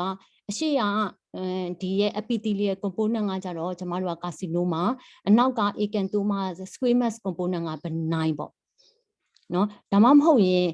biopsy မှာထုတ်ပေးလိုက်တယ်ပေါ့နော် adenosquamous carcinoma လို့ထုတ်ပေးလိုက်တဲ့ biopsy တွေတွေ့ဘူးပါလိမ့်မယ်ပေါ့နော်အဲ့လိုတွေ့တဲ့အခါကျရင် adenosquamous carcinoma ဆိုရင်အရှိရ epithelial component ဖြစ်တဲ့ adeno ကလည်းသူက malignancy ပဲအနောက်က squamous ကလည်း malignancy ပဲ malignancy type နှစ်ခုပေါင်းတဲ့ဟာတွေပေါ့အဲ့ဒါတွေကကြောင့်ပိုပြီး aggressive ဖြစ်တယ်နော် atypical ဒီမှာဆိုရင် atypical polypoid adenomyoma ဒါကလည်း adeno ကကြအရှိရ epithelial က malignancy အနောက်က myoma တွေက benign နော် adenofibroma ဒါဆိုလည်းအရှိရ malignancy အနောက်က benign ဒီမှာကျတော့ adenosarcoma နော် adenosarcoma ဒါ component နှစ်ခုလုံး malignancy carcinosarcoma လို့လည်းခေါ်တယ်အဲ့မှာဆိုရင် mesenchymal ရော epithelial နှစ်ခုလုံးက malignant ဖြစ်တယ်ပိုပြီး aggressive ဖြစ်တယ်ငါကြတော့ metastatic carcinoma လို့လည်းကျမတို့သတ်မှတ်တယ်ပေါ့နော်ငါကြတော့ aggressive carcinoma တွေနှစ်ခုပေါင်းလိုက်လို့နှစ်ခုလုံးက malignancy ဆိုရင်ပိုပြီးတော့ aggressive ဖြစ်တယ်တစ်ခုက malignancy တစ်ခုက benign ဆိုရင်တိတ်ပြီး aggressive မဖြစ်ဘူးပေါ့နော် malignancy ကိုပြောတဲ့အခါကျရင် type ကိုပြောတဲ့အပြင်ကိုကျမတို့က malignancy ကိုခွဲတဲ့နေရာမှာ prognosis ကိုတွက်တဲ့အခါမှာ grading ကလည်းအရေးကြီးတဲ့နေရာမှာကျမတို့ပါတယ်ပေါ့နော် grading ကိုခွဲတဲ့အခါကျရင် grade X ပေါ့ X ဆိုရင် grading ကို assess လုပ်လို့မရဘူးပေါ့နော် grade 1ဆိုရင်တော့ကျမတို့က well differentiated ဖြစ်တယ်ငါကြတော့ well differentiated ဆိုတာဆိုလိုတာကဘာလဲဆိုရင် less than 5% of non squamous or non modular solid group နော် less than 5% ပဲပါရင်ကျမတို့က well differentiated cells တွေကငကိုမူလ cells နဲ့တူသေးတယ်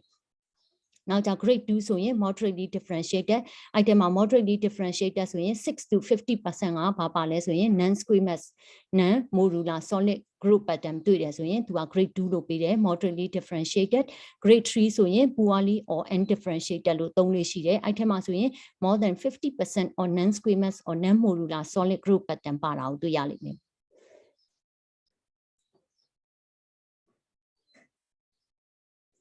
ကျတော့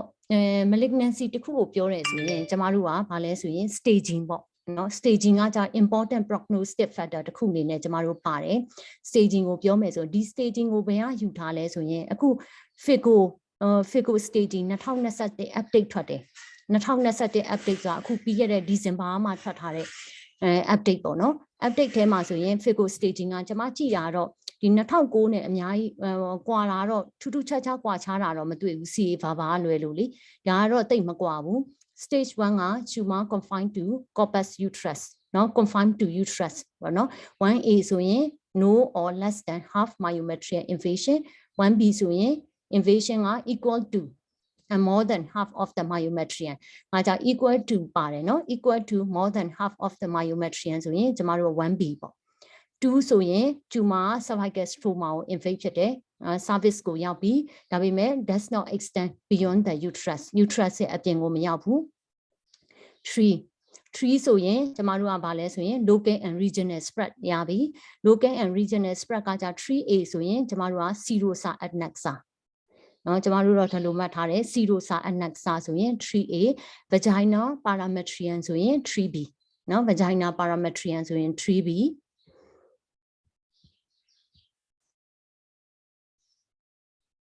vagina parametrium ဆို 3B 3C ကကြတော့ metastasis to pelvic para-aortic lymph node နော် pelvic နဲ့ para-aortic lymph node ကို spread ဖြစ်တယ်ဆိုရင် 3C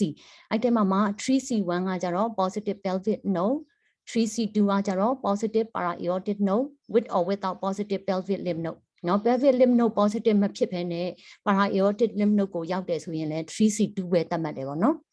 4ကကြတော့ခါတိုင်းလိုပဲ invade the bladder bowel mucosa distant metastasis ဆိုရင်ကျမတို့4လို့သတ်မှတ်တယ် 4A ဆိုရင် bladder bowel နော် 4B ဆိုရင် distant metastasis intra abdominal metastasis ပါတယ်ဒီမှာထူးခြားတာ inguinal lymph node နော် CA endometrium မှာ inguinal lymph node ကြီးလာပြီဆိုရင်ကျမတို့က inguinal lymph node ရဲ့ enlargement ကကျမတို့ဘယ်ထဲမှာထည့်သွက်လဲဆိုရင် distant metastasis တွေနဲ့ထည့်သွက်တဲ့အတွက်ကြောင့်မို့လို့ CA endometrium မှာ inguinal lymph node ကြီးတယ်ဆိုရင် staging က 4B ဖြစ်တယ်ပေါ့နော်ဒါကကြ pictorial နဲ့ပို့ပြီးတော့ better understanding ရအောင်ထည့်ထားပေးတဲ့ပုံပဲ stage 1A ငါကြတော့ myometrium က equal to နော် equal to နဲ့ more than half အဲဒါ stage 1B stage 2 cervical stroma ဒါပေမဲ့ cervix ကို beyond ကို express မဖြစ်သေးဘူး 3A နော်ငါကြတော့ 3A ကကြတော့ serosa adnexa နော် 3B ကကြတော့ကျမတို့ကကြတော့ vagina parametrium နော် 3C ကကြတော့ကျမတို့ဘယ်ကိုရောက်သွားပြီလဲဆိုရင် lymph node တွေရောက်သွားပြီ 4A ကကြတော့ bladder bowel 4B ကကြတော့distant metastasis inguinal lymph node enlargement ဒါတော့ CA endometrium ရဲ့ staging ကတော့လွယ်ပါတယ်ဖတ်လိုက်တာနဲ့ချက်ချင်းမှတ်မိတဲ့ဟာမျိုးပဲเนาะအဲ့မှာအရင်တုန်းကကျတော့ကျမတို့က CA endometrium မှာ gland မှာ involvement ဖြစ်တယ်ဆိုရင် 2A 2A တို့ 2B တို့ဒါမျိုးတွေခွဲခဲ့တာရှိတယ်ဒါပေမဲ့2009ရဲ့ staging ကလေးကိုသူက endocervical granular involvement ကိုကြာကျမတို့ကဘာနဲ့ပဲသတ်မှတ်ထားလဲဆိုရင်1အနေနဲ့ပဲသတ်မှတ်ထားတယ် stromal invade ဖြစ်မှသာလျှင်ကျမတို့က2အနေနဲ့သတ်မှတ်တယ်ဒါကတော့2009 staging ကလေးပြောင်းသွားပြီးတဲ့ဟာပေါ့နော်အခုလည်းဒီတိုင်းပဲငါကြောင့် positive cytology ဆိုရင်ကျမတို့က reported spread ဒီဒါပေမဲ့ staging မှာတော့လာပြီးတော့ပြောင်းလဲမှုမရှိဘူးဒါလည်းအရင်ကအတိုင်းပဲဘာမှထူးခြားမှုမရှိဘူးပေါ့နော်ငါကြတော့ CA endometrium တခုဖြစ်လာပြီဆိုရင်ကျမတို့က prognosis ကောင်းတဲ့ဟာလား prognosis မကောင်းတဲ့ဟာလားဘယ်ချက်တွေပေါ်မူတည်ပြီး assess လုပ်တယ်လဲပေါ့နော်လူနာကိုကြည့်တယ်လဲဆိုရင်ကျမတို့ကဘာ type လဲနော် type ကိုတခုကြည့်တယ် type ကကြတော့ endometrite ဆိုရင် prognosis ကောင်းတယ် non endometrite type တွေဆိုရင် prognosis ဆိုးတယ်နောက်ကကြ grading ပေါ့နော် grade 1 grade 2ဆိုရင်တိတ်မဆိုးဘူး grade 3ဆိုရင် prognosis ဆိုတယ်နောက် myometrial invasion ကကြတော့ more than half ဆိုရင်မကောင်းဘူးနောက်ကကြတော့ LVSI lymphovascular space invasion ငါကြတော့ကျမတို့က prognosis ကို assess လုပ်တဲ့နေရာမှာ CA endometrium မှာအင်မတန်အရေးကြီးတယ်ဒါတွေရှိတယ်ဆိုရင်ပို့ပြီးတော့ metastasis ပို့ပြီးတော့ဖြစ်နိုင်တယ်ငါကြတော့ prognostic factor တစ်ခုအနေနဲ့ပါပါတယ်နော်အဲ့ဒါဆိုရင် patient with positive LVSI tumor တွေကကြတော့ worse prognosis ဖြစ်တယ်နောက်တစ်ခုငါကြတော့ဒီမှာခွဲမယ်ပေါ့နော်ခွဲမယ်ဆိုရင်ကျမတို့ကじゃ minimum အနေနဲ့ကြတော့ဘယ်ဟာတွေလောက်ရမလဲဆိုရင်ကြီးတဲ့နော်ကြီးတဲ့ suspicious ဖြစ်တဲ့ lymph node တွေမှန်သမျှက all patient မှာထုတ်ရတယ်။ lymph adenectomy ကိုပြောမယ်ဆိုရင်နော် lymph adenectomy ကိုပြောမယ်ဆိုရင်အရင်တုန်းကတော့ stage 1B ရဲ့အထက်ထုတ်မယ်နော်ထုတ်မယ်ဒါပေမဲ့အကြမ်းပြင်းကကြတော့ကျမတို့ကကြတော့ lymph node ကြီးပြီး suspicious ဖြစ်တဲ့လူတွေအကုန်လုံးမှာကျမတို့ကထုတ်ရမယ် high risk patient ဆိုတာမခွဲခင်ကတည်းကဒါ high risk patient ဆိုတာကြတော့ဒီရဲ့ biopsy ရဲ့ histological type အရာ non endometrite ဖြစ်နေတဲ့ဟာနော်မခွဲခင်ကတည်းကကြတော့ biopsy ယူကတည်း grade 3 ထွက်တဲ့ဟာတွေနောက်ကကြတော့ ultrasound ဒါမှမဟုတ်ရင်ကျမတို့ MRI ရိုက်လိုက်တယ် MRI ရိုက်လိုက်တဲ့ခါကျရင် myometrial invasion deep myometrial invasion ရှိနေတဲ့ဟာ cervix ကို extend ရောက်နေတဲ့ဟာဒါတွေဆိုရင် high risk patient တွေเนาะ type တွေက serous တို့ clear cells တို့เนาะငါကြတော့ mixed type တွေဒါတွေ undifferentiated type ဒါလို high risk patient တွေဆိုရင်တော့ကျမတို့က recommend လုပ်တာကြတော့ complete pelvic lymph adenectomy လုပ်တာပို့ပြီးတော့ကောင်းတယ်prognosis ကို survival မှာ affect ဖြစ်တယ်เนาะ complete pelvic lymph adenectomy resection of all enlarged para-aortic node ပါထုတ်တင်တယ်ပေါ့နော် para-aortic node ထိပါအရင်တုန်းကတော့ကျမတို့က pelvic ကိုပဲအဓိကပြောတယ် para-aortic ကိုတိတ်ပြီးတော့ဒီအရှေ့အစာတွေမှာတိတ်ပြီးထည့်ပြောလို့မရှိဘူးပေါ့နော်ဒါပေမဲ့ FIGO ရဲ့2021ဒီ update ထွက်လာတဲ့ CA endometrium guideline မှာဆိုရင်ကျမတို့ကကြတော့ enlarged para-aortic lymph node ပါထုတ်တင်တယ်ဆိုပြီးတော့သူကပါလာတယ်ပေါ့နော်guideline မှာပါလာတယ် enlarged para-aortic lymph node တွေပါဒီရဲ့ high risk patient တွေမှာဆိုရင်ထုတ်တင်တယ် pathophysiology ရဆိုရင် CA endometrium ကเนาะ genetic mutation တွေနဲ့လည်း association ရှိတယ် genetic defect တွေနဲ့လည်း association ရှိတယ်ဘယ်လို genetic defect တွေလဲဆိုရင် DNA mutation ဖြစ်တဲ့ PTEN တို့เนาะ mismatch repair gene MMRD NSMD နော်ငါကြတော့ဒီလို gene တွေနောက်ကကြ T53 mutation နော်ငါကြတော့ mutation tumor suppressor P53 mutation ဒါတွေကကြတော့ဒီရဲ့ genetic defect တွေပေါ့နော် genetic defect တွေတရားတွေနဲ့ association ရှိတယ်အဲ့ထက်မှာ P53 TP53 mutation ရှိတဲ့လူဆိုရင်သူကကျတော့ CREX type 2ပေါ့နော် CREX endometrial cancer ဖြစ်တဲ့ prognosis ဆိုးတယ်ပေါ့နော် prognosis ဆိုးတယ် PTEN ဆိုရင်နည်းနည်းလေး prognosis ကောင်းတယ်ဒီလိုဟာတွေရှိတယ်နောက်ကကျတော့ human epithelial growth factor receptor 2 HER2 amplification homologous repair deficiency ဒီရဲ့ဟာတွေနဲ့လည်းတွေ့နိုင်တယ်နောက်ကကျ Lynch syndrome လို့ခေါ်တဲ့ germline mutation ပေါ့အဲ့ဒါကကျတော့ကျမတို့ကကျတော့ဒီ HNPCC နဲ့ပတ်သက်တဲ့ဟာတွေနော် Lynch syndrome နဲ့ပတ်သက်တဲ့ဟာတွေကကြတော့လေကျမတို့က mutation အနေနဲ့ပါတယ်နောက်ကကြတော့ 3% all endometrial cancer မှာကျမတို့ဒါကိုတွေ့နိုင်တယ်ပေါ့နော်အမှဆိုရင်နော် family history တော့ Lynch type 2 syndrome ရှိတဲ့လူတွေဆိုရင်ဘယ်လိုလုပ်ရမလဲဒီလိုလူမျိုးတွေကကြတော့ high risk of CA endometrium နော် genetically ယောဂါတွေဖြစ်တော့သူကဒီလိုလူတွေဆိုရင်ကျမတို့က endometrial surveillance လုပ်ရမယ်ဒီယောဂရှိတဲ့လူပေါ့ဒီ genetic syndrome ရှိတဲ့လူဆိုရင်ဘယ်ကနေစလုပ်ရမလဲဆိုအသက်35ကနေစပြီးတော့เนาะနှစ်တိုင်းเนาะ transvaginal ultrasound ရရမယ် aspiration biopsy ယူရမယ်ငါကြဘယ်အထိလုပ်ရမလဲဆိုရင် endometrial hysterectomy လုပ်တဲ့အထိကို annually နှစ်စဉ်နှစ်တိုင်းလုပ်သွားရမယ်ဒီလိုလူတွေကကြ high risk of CA endometrium ဖြစ်တယ်ကဲလို့သူဒီเนาะ family ကိုအသက်ငယ်ငယ်နဲ့ complete ဖြစ်အောင်လုပ်မယ် complete ဖြစ်အောင်လုပ်ပြီးတော့အသက်40ဆိုရင်တော့ကျမတို့က prophylactic surgery เนาะ THPS ကို offer လုပ်တယ် offer လုပ်တယ်ကြတော့အဲ့လိုလုပ်ခြင်းအပြင်သူကဘာလို့လဲကာကွယ်ပေးလဲဆိုရင်အသက်40လောက်မှာလုပ်ဖို့ offer လုပ်တယ် to prevent endometrial နဲ့ ovarian cancer နော် cancer တကယ်လို့လုပ်ဖို့လိုတယ်ဆိုရင်လည်းကျမတို့က minimally invasive approach အနေနဲ့ပဲသွားတင်တယ်ပေါ့နော်ငါကြ THPS ဆိုလုပ်ခြင်းအပြင် CA endometrium ကိုလည်းကာကွယ်နိုင်မယ် CA ovarian cancer ကိုလည်းကာကွယ်ပေးနိုင်မယ်ဒါကြတော့ဒါ genetic disease ရှိတဲ့လူတွေအတွက်ကို recommendation ပေါ့နော်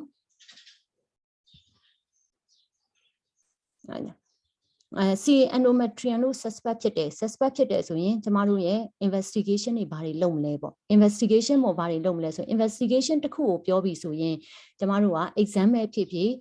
လက်တွေ့မှာပဲလုပ်လို့ examination for investigation for diagnosis investigation for ငါကြတော့ operation เนาะ staging ဒီလိုမျိုးခွဲပြီးလုပ်ကြတယ်လုပ်ကြတော့ TBS ပေါ့ TBS ကကြတော့ diagnosis အတွက်ကျမတို့လုပ်တယ် effective first step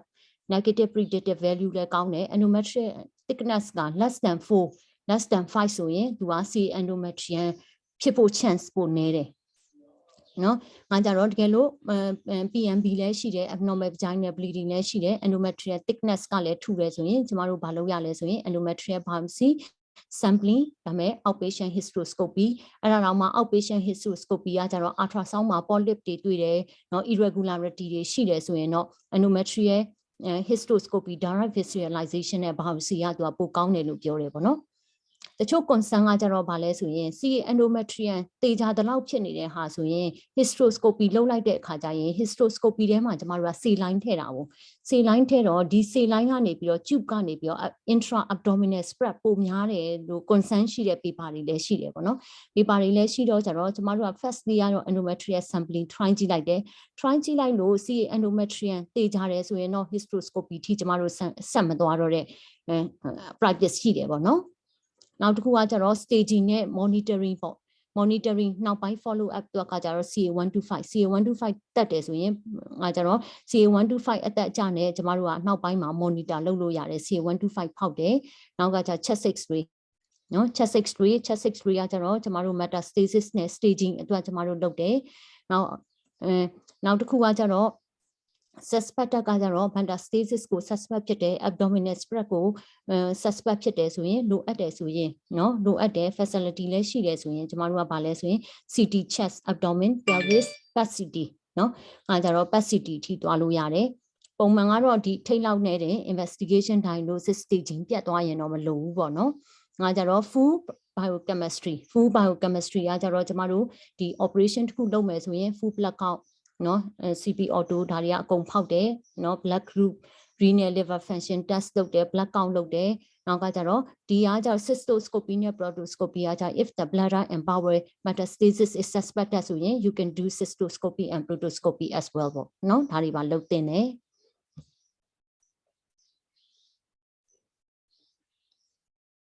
high risk disease ကငါကြတော့ဒါကတော့ high risk disease ကိုအသေးစိတ်ပြန်ပြောချင်တာပေါ့နော် high risk disease ကဘယ်လိုလူမျိုးတွေဆိုရင်ကျမတို့က high risk disease တို့သတ်မှတ်လဲဆိုရင် biopsy ယူလိုက်တဲ့ grade 3เนาะ poorly differentiated ထွက်တယ်အဲ့ဒါဆိုရင် high risk type LVSI ရှိတယ်เนาะ LVSI ရှိတယ်ဆိုရင် high risk type နေနဲ့ယူဆတယ် prognosis ဆိုတယ် non endometrioid histology serous to clear cell and differentiated small cell carcinosarcoma เนาะ mixed tumor တွေเนาะ cervical stroma involvement ဆိုရင် stage 2 ဖြစ်နေရင်เนาะ high risk ထဲမှာပဲထည့်ထားတယ်နောက် P53 abnormal cancer တွေကကြာ unfavorable prognosisနော်ငါကြတော့ဒီမှာ POL mutation ဆိုတာလည်းရှိတတ်တယ်ဒီ POL mutation နဲ့ဆက်ဆက်တဲ့ cancer တွေကကြတော့ excellent prognosis ကောင်းတယ်ငါကြ MMRD mismatch repair deficiency specific driver mutation ဖြစ်တဲ့ NSMP ကကြတော့ဒီရဲ့ငါကြတော့ P53 နဲ့ POL ရဲ့ဂျားထဲမှာရှိတယ်ပေါ့နော်မဆိုးမကောင်းဂျားထဲမှာရှိတယ်ဒါကြတော့CA endometrium ရဲ့ management ကတော့အကုန်လုံးသိတဲ့အတိုင်းပဲ surgery ကတော့ the first ပဲ surgery ကတော့ first line management ပဲ surgery ငါကြတော့ surgery လုပ်မယ်ဆိုရင်ကျမတို့ဒီเนาะ traditionally ကကြတော့ surgery လုပ်တယ်ဆိုရင်ကျမတို့က gynae onco department ကိုကျမတို့လွှဲရမယ်เนาะ gynae onco department မှာလုပ်တယ်ငါကြတော့ခွဲတဲ့အခါကျရင် vertical midline incision နဲ့တွားတယ်เนาะ midline ပြီးရင်intra abdominally ကိုကျမတို့ careful exploration လုပ်ရမယ်အဲ့မတိုင်ခင်မှာကျမတို့က vertical incision ဖွင့်ပြီးပြီဆိုတာနဲ့ peritoneal washing เนาะ pelvis abdomen ကနေ peritoneal washing ယူတယ်ယူပြီးတော့မှငါကြတော့ကျမတို့ cytology ပြီးရင်ပို့မယ်နောက်ကကြ careful exploration of intra abdominal content တေချာကြည့်မယ်အဲ့ဒါကြ uterus adnexa parametrial invasion เนาะ ovary အဲ့ဒါတွေ suspect လုပ်တယ် omentum liver เนาะ peritoneal နောက်ကကြတော့ pelvic lymph node enlargement ရှိလားเนาะ annexus surface တွေကိုကြည့်တယ် pelvic lymph node enlargement para aortic lymph node enlargement ကျမတို့အကုန်လုံးthoracic abdominal examination exploration လုပ်မယ်ပေါ့နော် surgery ကတော့CA endometrium ရဲ့ surgery ကတော့ကျမတို့က extra fascia total hysterectomy ပေါ့ total hysterectomy with BSO ကကြတော့ဒီTAH ပေါ့ extra fascia TAH နဲ့ BSO နဲ့ဆိုရင် surgery ကလုံလောက်တယ်ပေါ့လုံလောက်တယ်အရင်တုန်းကတော့ကျမတို့ကဒီမှာကျတော့ guideline အရဆိုရင်ကျမတို့ကဒီ stage အရှေ့ပိုင်းဆိုရင် TAH BSO ပေါ့နော် TAH BSO lymph node ကတော့ all suspicious lymph node ရှင်ထုတ်ရမယ်ငါကြတော့intra operation နဲ့မှာကျမတို့ TAH လုပ်ပြီးတော့cross test section ဖွင့်ကြည့်လိုက်တယ် stress ကို test section ဖွင့်ကြည့်လိုက်လို့ myometrial invasion က more than half ဒါမှမဟုတ်ရင် myometrial invasion က extensive myometrial invasion စီရိုစာထိရောက်နေတာလားဒါမျိုးရှိတယ်ဆိုရင်တော့ကျမတို့ကကျတော့ complete lymph adenectomy တခါတည်းတန်းသွားတယ်ပေါ့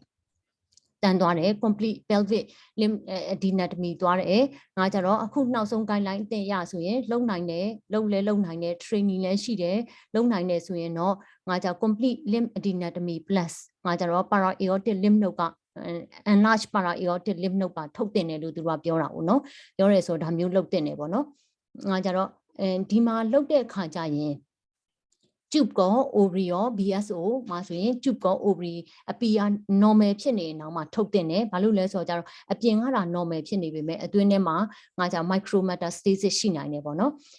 အရင်တုန်းကတော့ကျမတို့က laparoscopic procedure ကိုအားပေးတာမရှိဘူး malignancy ဆိုရင်ကျမတို့က open surgery ပဲတွားခဲ့ကြတယ်ဒါပေမဲ့အခုနောက်ပိုင်း paper တွေမှာတော်တော်များများကြတော့တကယ်လို့ early stage ဖြစ်တယ်ဆိုရင်တော့ laparoscopic procedure ကြောင့် more acceptable in other country ပေါ့ other country တွေမှာကြ laparoscopic approach ကို accept လုပ်လာတယ်เนาะ south တွေထဲမှာရေးလာတာတွေ့ရလိမ့်မယ်ပေါ့နော်ငါကြတော့ဘာလို့လဲဆိုတော့ keyhole surgery လုပ်ခြင်းအပြင်သူက safe လည်းဖြစ်တယ်နောက်ပိုင်းskill တွေလည်းမြင့်တက်လာတာဖြစ်တဲ့အတွက် reduce the acute treatment related complication တွေကိုလည်းတက်တာစေတယ်ဒါပေမဲ့ဒီ laparoscopic procedure ဒီ early stage တွေအတွက်ပဲကောင်းတယ်နော် stage 2 နဲ့ above အတွက်ဆိုရင်တော့ laparoscopic procedure တိတ်ပြီးတော့မလုပ်တော့ဘူးကျမတို့ဘာပဲသွားလဲဆိုရင် open surgery ပဲသွားကြတယ်ပေါ့နော်အဲဒါ open surgery နဲ့သွားကြတယ် malignancy ဆိုရင်တော့ whole abdomen explode လုပ်ရမှာဖြစ်တဲ့အတွက် open surgery ကတော့ပိုပြီး prefer ဖြစ်တယ်အရင် guideline နေနဲ့စာအုပ်တွေထဲမှာဆိုရင်ကျမတို့က CA endometrium မှာ cervical involvement ရှိပြီးတွေ့ပြီဆိုတာနဲ့ကျမတို့ကဘာလုပ်လဲဆိုရင် pre-operatively တွေ့ပြီဆိုတာနဲ့တင်ကျမတို့က operation ကိုဘယ်လိုပြင်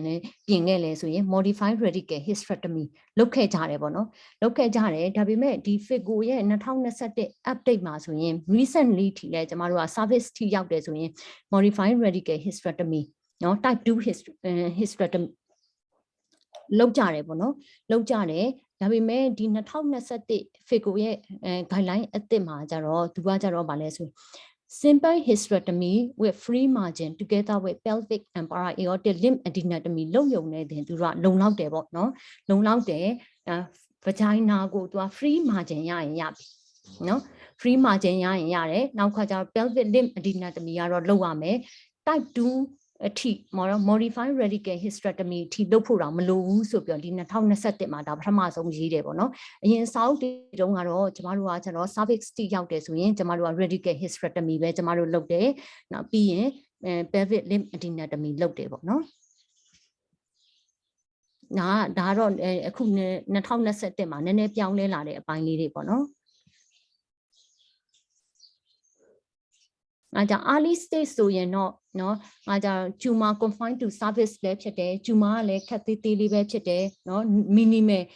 minimal or no myometrial invasion ဆိုရင်တော့ကျမတို့က extra fascia ရိုးရိုး THBS ဆိုနဲ့တင်ပြီးသွားတယ် limb adenectomy ကကြတော့ enlarged lymph node မရှိရင်ကျမတို့မလုပ်ကြဘူးပေါ့နော်ငါကြောင့် complete limb adenectomy ကကြတော့ high risk feature တွေရှိတဲ့ non endometrioid type ဖြစ်တယ်နော်endometrial invasion ကကြတော့လေ more than half ဖြစ်တယ်ဒါမျိုးဆိုရင်တော့ complete limb adenectomy သွားနိုင်ရင်တော့ပိုကောင်းတယ်ပေါ့နော်ဒီထဲမှာဆိုရင် selected node sampling ငါကြ sentinel lymph node sampling နေလောက်ကြတာတွေလည်းအများကြီးရှိတယ်နော် sentinel lymph node sampling ကကြတော့ uterus နံပတ်ချလဲမှာကျမတို့ဒိုင်းထိုးတယ်ဒိုင်းထိုးပြီးတော့ခါကြတော့ lymph node တွေကို infrared နဲ့lighting နဲ့ပြန်ကြည့်တယ်ကြည့်ပြီးတော့ခါကြတော့ဒီ positive ဖြစ်တဲ့ lymph node တွေကိုထုတ်တယ် intraoperative frozen section ပို့တယ်ပို့ပြီးတော့ frozen section ကနေ positive ဆိုရင် complete limb adenectomy လုပ်တဲ့ study တွေလည်းအများကြီးရှိတယ်ပေါ့နော်အများကြီးရှိတယ်ဒါပေမဲ့ဒီရဲ့ဒီနေ့ discussion မှာတော့ကျွန်မအဲ့ဒါတွေကိုအများကြီးမပြောတော့ဘူးငါကြတော့အများကြီးမပြောတော့ဘူးခြံလက်ထားလိုက်တယ်ပေါ့နော်ခြံလက်ထားလိုက်တယ်အရေးကြီးတဲ့ဟာပဲပြောမယ်လို့ဆုံးဖြတ်လိုက်တဲ့အတွက်ကြောင့်မလို့ဒါတွေကတော့ရှိတော့ရှိတယ်ဒါပေမဲ့ today discussion မှာကျွန်မအသေးစိတ်ထည့်မပြောထားဘူးပေါ့နော်ပြီးတော့ positive lymph node ရှိတယ်ဆိုရင်ကျမတို့က high risk population ကို identify လုပ်နိုင်တယ် documentation တေချာလုပ်ရမယ် treatment adjuvant treatment ကိုကျမတို့ adjust လုပ်နိုင်တယ်ပေါ့နော်။ငါကြောင့် aortic lymph node dissection လုပ်မှလားမလုပ်ဘူးလားဘယ်လိုလူတွေဆိုရင်လုပ်တင်တယ်လဲဒီချက်ပေါ့နော် aortic lymph node dissection ကကြောင့်ဘယ်လိုလူတွေမှာလုပ်တင်လဲဆိုရင် aortic နဲ့ common iliac node တွေကြီးတယ်လို့တန်တရားရှိတဲ့လူတွေမှာလုပ်တယ်။နောက်ကကြတော့ grossly positive adnexa ဆိုရင်တော့သူကလုပ်တင်တယ်နောက်ကြောင့် grossly positive pelvic lymph node ရှိတဲ့လူတွေဆိုရင် aortic lymph node dissection လုပ်တင်တယ် high grade tumor showing full thickness myometrial invasion myometrial high grade tumor လည်းဖြစ်တယ်ဥပမာ uterine papillary serous carcinoma clear cell carcinoma ဒါလို non endometrioid type လည်းဖြစ်တယ် endometrial myometrial invasion ကလည်း full thickness ဖြစ်နေတယ်ဒါလိုလူတွေဆိုရင်လုပ်တင်တယ်နောက်ကကြတော့ clear cell ဒါခဏနေကပြောထားပြီးသားပဲငါ non endometrioid type တွေဆိုရင်လုပ်တင်တယ်နောက် carcinosarcoma histologic type ဆိုရင်တော့ aortic lymph node dissection မှာလုပ်တင်တယ်လို့ပြောတယ်ပေါ့နော် facility ရှိတယ်ဆိုရင် aortic lymph node dissection ထိသွားတင်တယ်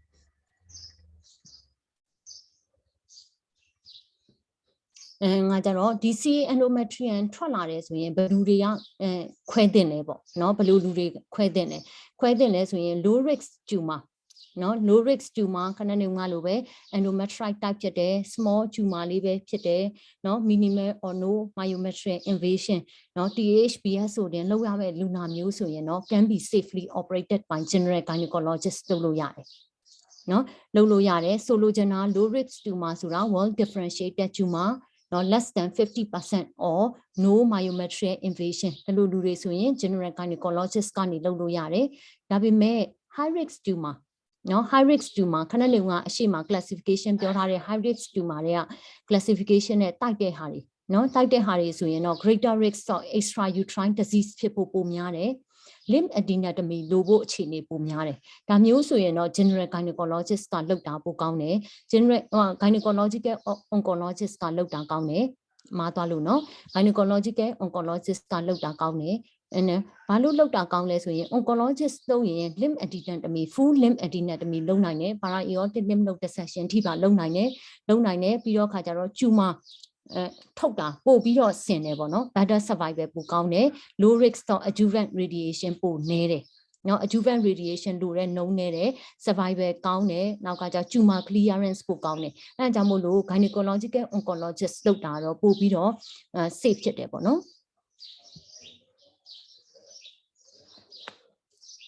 CA endometrium မှာကျမတို့ကနော် risk stratification ဘယ်လိုလုပ်တယ်လဲပေါ့နော်ဘယ်လိုလုပ်လဲဆိုရင် CA endometrium မှာဒီ risk stratification ကအဓိကဘာကိုလုပ်လဲဆိုရင်ကျမတို့ကဘယ်လိုလူမျိုးတွေဆိုရင် adjuvant ပေးဖို့လိုလားမလိုလားနော် adjuvant treatment ဘယ် type of adjuvant treatment ပေးဖို့လိုလဲမလိုလဲကိုသိကျင်တာဖြစ်တဲ့အတွက်ကြောင့်မလို့ဒီ CA endometrium patient တွေမှာကျမတို့ risk stratification လုပ်တယ်ပေါ့နော်လုပ်တယ်အားကြ low risk ဆိုတာဘာလဲပေါ့နော် low risk ဆိုရင်ကျမတို့က stage 1A နော်grading ကလည်း grade 1 grade 2နော် less than 50% myometrial invasion ဆိုရင်ဒီလိုလူမျိုးကじゃ low risk group ပေါ့ low risk group ဆိုရင်ကျမတို့ဒီ adjuvant treatment မလိုဘူးပေါ့နော် surgery ပြီးတာနဲ့ကောင်းတယ်ပေါ့ပြီးသွားပြီပေါ့နော်အဲကြတော့ 1A grade 1 grade 2 less than 50% of myometrial invasion low risk ပေါ့နောက်တစ်ခုကကြတော့ကျမတို့ကဘယ်လိုခွဲထားလဲဆိုရင် intermediate risk risk ကကြတော့ဘယ်လိုခွဲလဲဆိုရင်staging ကကြတော့ 1B နော် grade 1B ဖြစ်လာတယ်ဆိုရင်နောက်မှာ grade 1 grade 2ပဲဖြစ်ဖြစ် grade 3ပဲဖြစ်ဖြစ်နော် 1B grade 1 grade 2 grade 3ကကြဒါပေမဲ့myometrial invasion ကကြတော့ equal to ဒါ equal to ဖြစ်မှာဒါကြတော့50% ရဲ့အောက်ပေါ့နော် 50% ရဲ့အောက်50% အောက်မဟုတ်ဒါ 50% အထက်ဖြစ်ရမယ်ဒီမှာနည်းနည်းလေးဟွာဖြစ်နေလို့ဟောတခါလေးပြင်ပေးလိုက်မယ်50% အထက်ဒါလေးပြန်ပြင်ပေးထားမယ်နော်ငါကြတော့ more than 50% myometrial invasion နောက်ကကြ non endometrite type no invasion ငါကြတော့ non endometrite type နဲ့ no invasion ငါကြတော့ lesion ကကြ more than 2 cm lesion ဒါမှမဟုတ်ရင် staging က stage 2 1B ဒါမှမဟုတ်ရင် stage 2 tumor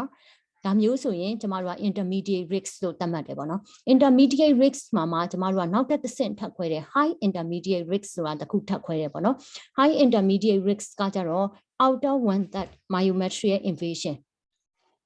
outer 1/3 myometrial invasion ကအပြင်ထိရောက်တယ်နောက်ကကြ grade 2 3နောက်တစ်ခုကကြ LVSI နော် LVSI ရှိတယ်ဆိုရင်ကျမတို့က high intermediate risk လို့သတ်မှတ်လိုက်တယ်ပေါ့နော်သတ်မှတ်လိုက်တယ်နောက်တစ်ခုကကြတော့ high risk ကကြဘယ်လိုသတ်မှတ်လဲဆိုရင် high risk histological subtype ရှိတယ်နောက်ကကြ tumor differentiation ကလည်း grade 3 ဖြစ်တယ် myometrial invasion ကလည်း more than 50% myometrial invasion ရှိတယ် stage 3နော် stage 3ကကြတော့ metastatic disease တွေရှိတယ်ဆိုရင်သူ့ကို high risk type လို့သတ်မှတ်လိုက်တယ်ပေါ့နော် high risk type လို့သတ်မှတ်လိုက်တော့ဒီ adjuvant treatment ပေးမလားမပေးလားဆိုတဲ့နေရာမှာเนาะ low risk disease တွေเนาะ stage 1 grade 1 grade 2 with no or superficial myometrial invasion ဒါမျိုးဆိုရင်ငါကြတော့ခွဲပြီးတဲ့နောက်ပိုင်းမှာ adjuvant radiation therapy ကျမတို့မလိုဘူးငါကြတော့ survival ကလည်းကောင်းတယ်5 year survival ကလည်း 96% လောက်ရှိတယ်ငါကြတော့ lymph node dissection လုပ်ဖို့လည်း rule မရှိဘူးနော်လို့မရှိဘူးတချို့လူတွေပေါ့နော်ဒီလို early stage နဲ့ well differentiated လည်းဖြစ်တယ်ဆိုရင် fertility preservation လိုချင်တဲ့လူဆိုရင်တော့မှစဉ်းစားလို့ရနိုင်တဲ့အခြေအနေရှိတယ်။ငါကြ low risk ပေါ့ low risk ဒါတော့ရှားပါတယ် fertility preservation CA endometrium နဲ့လောက်တာတော့ရှားတယ်။ငါကြတော့ပြောချင်တာကကြတော့ lymph adenectomy ရဲ့ role မရှိဘူး adjuvant radiation therapy မလိုဘူးပေါ့။ငါကြ intermediate risk ရှိတဲ့လူဆိုရင်ငါကြတော့သူက radiation therapy ပေးတာပိုကောင်းတယ်ပေါ့နော် vaginal therapy နဲ့ EBRT ပေးတာပိုကောင်းတယ်ပေါ့နော်ငါကြတော့ high risk ဆိုရင်တော့နော် high intermediate risk ဆိုရင်တော့ကျမတို့က chemotherapy ပါပေးဖို့လိုမယ်ပေါ့နော်ငါကြတော့ study တွေအများကြီးရှိတဲ့အထက်မှာ adjuvant therapy ကိုပေးသင့်လားမပေးသင့်လား study တွေလုပ်တဲ့အထက်မှာじゃ PORTET 2 trial ဆိုရင် तू ကဘာကိုလုပ်လဲဆိုရင် intermediate နဲ့ high intermediate risk တွေမှာဆိုရင် तू က compare the vaginal brachytherapy နဲ့ EBRT ကို तू ကပေးတာဘယ်ဟာပို့ပြီးတော့ survival ပိုကောင်းတယ်လဲနော် prognosis ပိုကောင်းလဲသူတို့လေ့လာတယ်ပေါ့နော်လေ့လာတဲ့အခါမှာ vaginal brachytherapy ကじゃ EB ပိုကောင်းတယ်ဒီ intermediate risk မှာကြတော့ငါကြတော့ EBRT ထပ်ပိုကောင်းတယ်ငါကြ high or intermediate risk factor မှာ vaginal brachytherapy က recurrence ကိုလည်းနည်းစေတယ် excellent vaginal control rate adverse effect လည်းနည်းတယ် quality of life ကောင်းတာကို PORTET 2 trial မှာသူတို့တွေ့တယ်ပေါ့နော်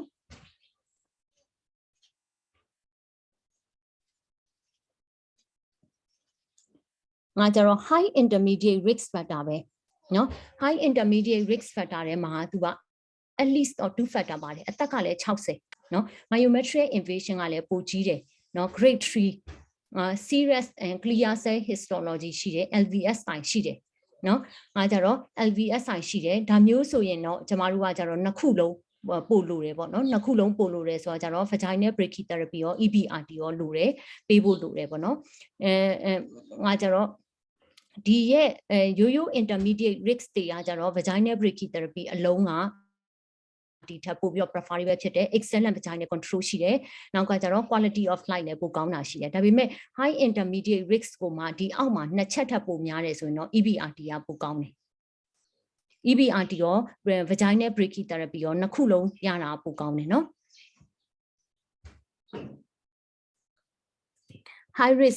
high risk group ကကြတော့ကျမတို့က grade 3 deeply invasive stage 3เนาะ stage 3 or stage 4 metastatic disease high risk subtype တွေ clear cell papillary serous carcinosarcoma ဒီလိုဟာတွေရှိတယ်ဆိုရင်ကျမတို့ကကြတော့ EBRT ရော vaginal brachytherapy ရောငါကြ adjuvant chemotherapy ပါကျမတို့ပေးရင်တော့ပိုကောင်းတယ်เนาะငါကြတော့တချို့ဟာတွေဆိုရင်ကျမတို့ကဒီဟိုပါပေါ့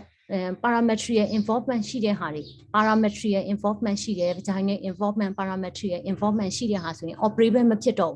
operation ကကျမတို့မလုပ်နိုင်တော့ parametrial involvement ပါတယ် operation မလုပ်နိုင်တော့ဒီလိုလူမျိုးတွေဆိုရင်ကျမတို့က neo adjuvant therapy စဉ်းစားသင့်တယ်ပေါ့အဲဒါ trial တွေထဲမှာ GOG 249တို့ GOG 258တို့ PORTET 3တို့သူတို့ကကြတော့ဘာကို study လုပ်လဲဆိုရင် stage 2 1 နဲ့ 2 endometrial carcinoma with high risk feature တွေကိုသူတို့ study လုပ်တဲ့ခါကျရင် EBRT ပေးတာမပေးတာကိုသူတို့ပြန်ကြည့်တယ်နော် EBRT ပေးတာကြတော့ survival လည်းပိုကောင်းတယ် survival quality of life လည်းပိုကောင်းတယ်ဗာလဲdisease control လည်းပိုကောင်းတယ်ပေါ့အဲဒါကြောင့်မလို့ stay the standard of care အထက်ပါတော့မယ်ဆိုတာကိုတွေ့ရတယ်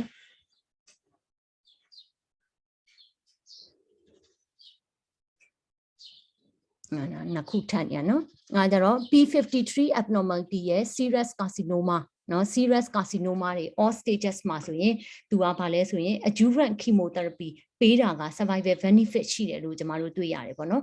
ငါကြတော့ stage 3 endometrial cancer နောက်တစ်ခုက chemotherapy radiation therapy နှစ်ခုလုံးနော်chemo ရော radiation ရော vaginal brachytherapy EBRT နောက်ကကြ adjuvant chemotherapy ပေးတာကြတော့သူက most effective to maximize recurrence free နဲ့ overall survival ကိုကောင်းစေတယ်နော်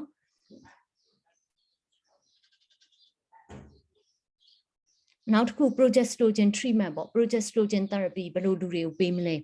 progestogen therapy ဘယ်လိုပေးမလဲဆိုရင်သူတို့ကကြတော့ RCT 6ခုကိုစုထားတဲ့ meta analysis သူတို့တစ်ခုပြန်လုပ်တယ်လူပေါင်း3000ကျော်3300ကျော်ပါတယ်အဲ့မှာဆိုရင်သူက adjuvant progesterone therapy က C endometrium မှာဒီတိုင်းရိုးရိုးပေးတယ်ဆိုရင် survival benefit မရှိဘူးဆိုတာသူတို့ထွက်လာတယ်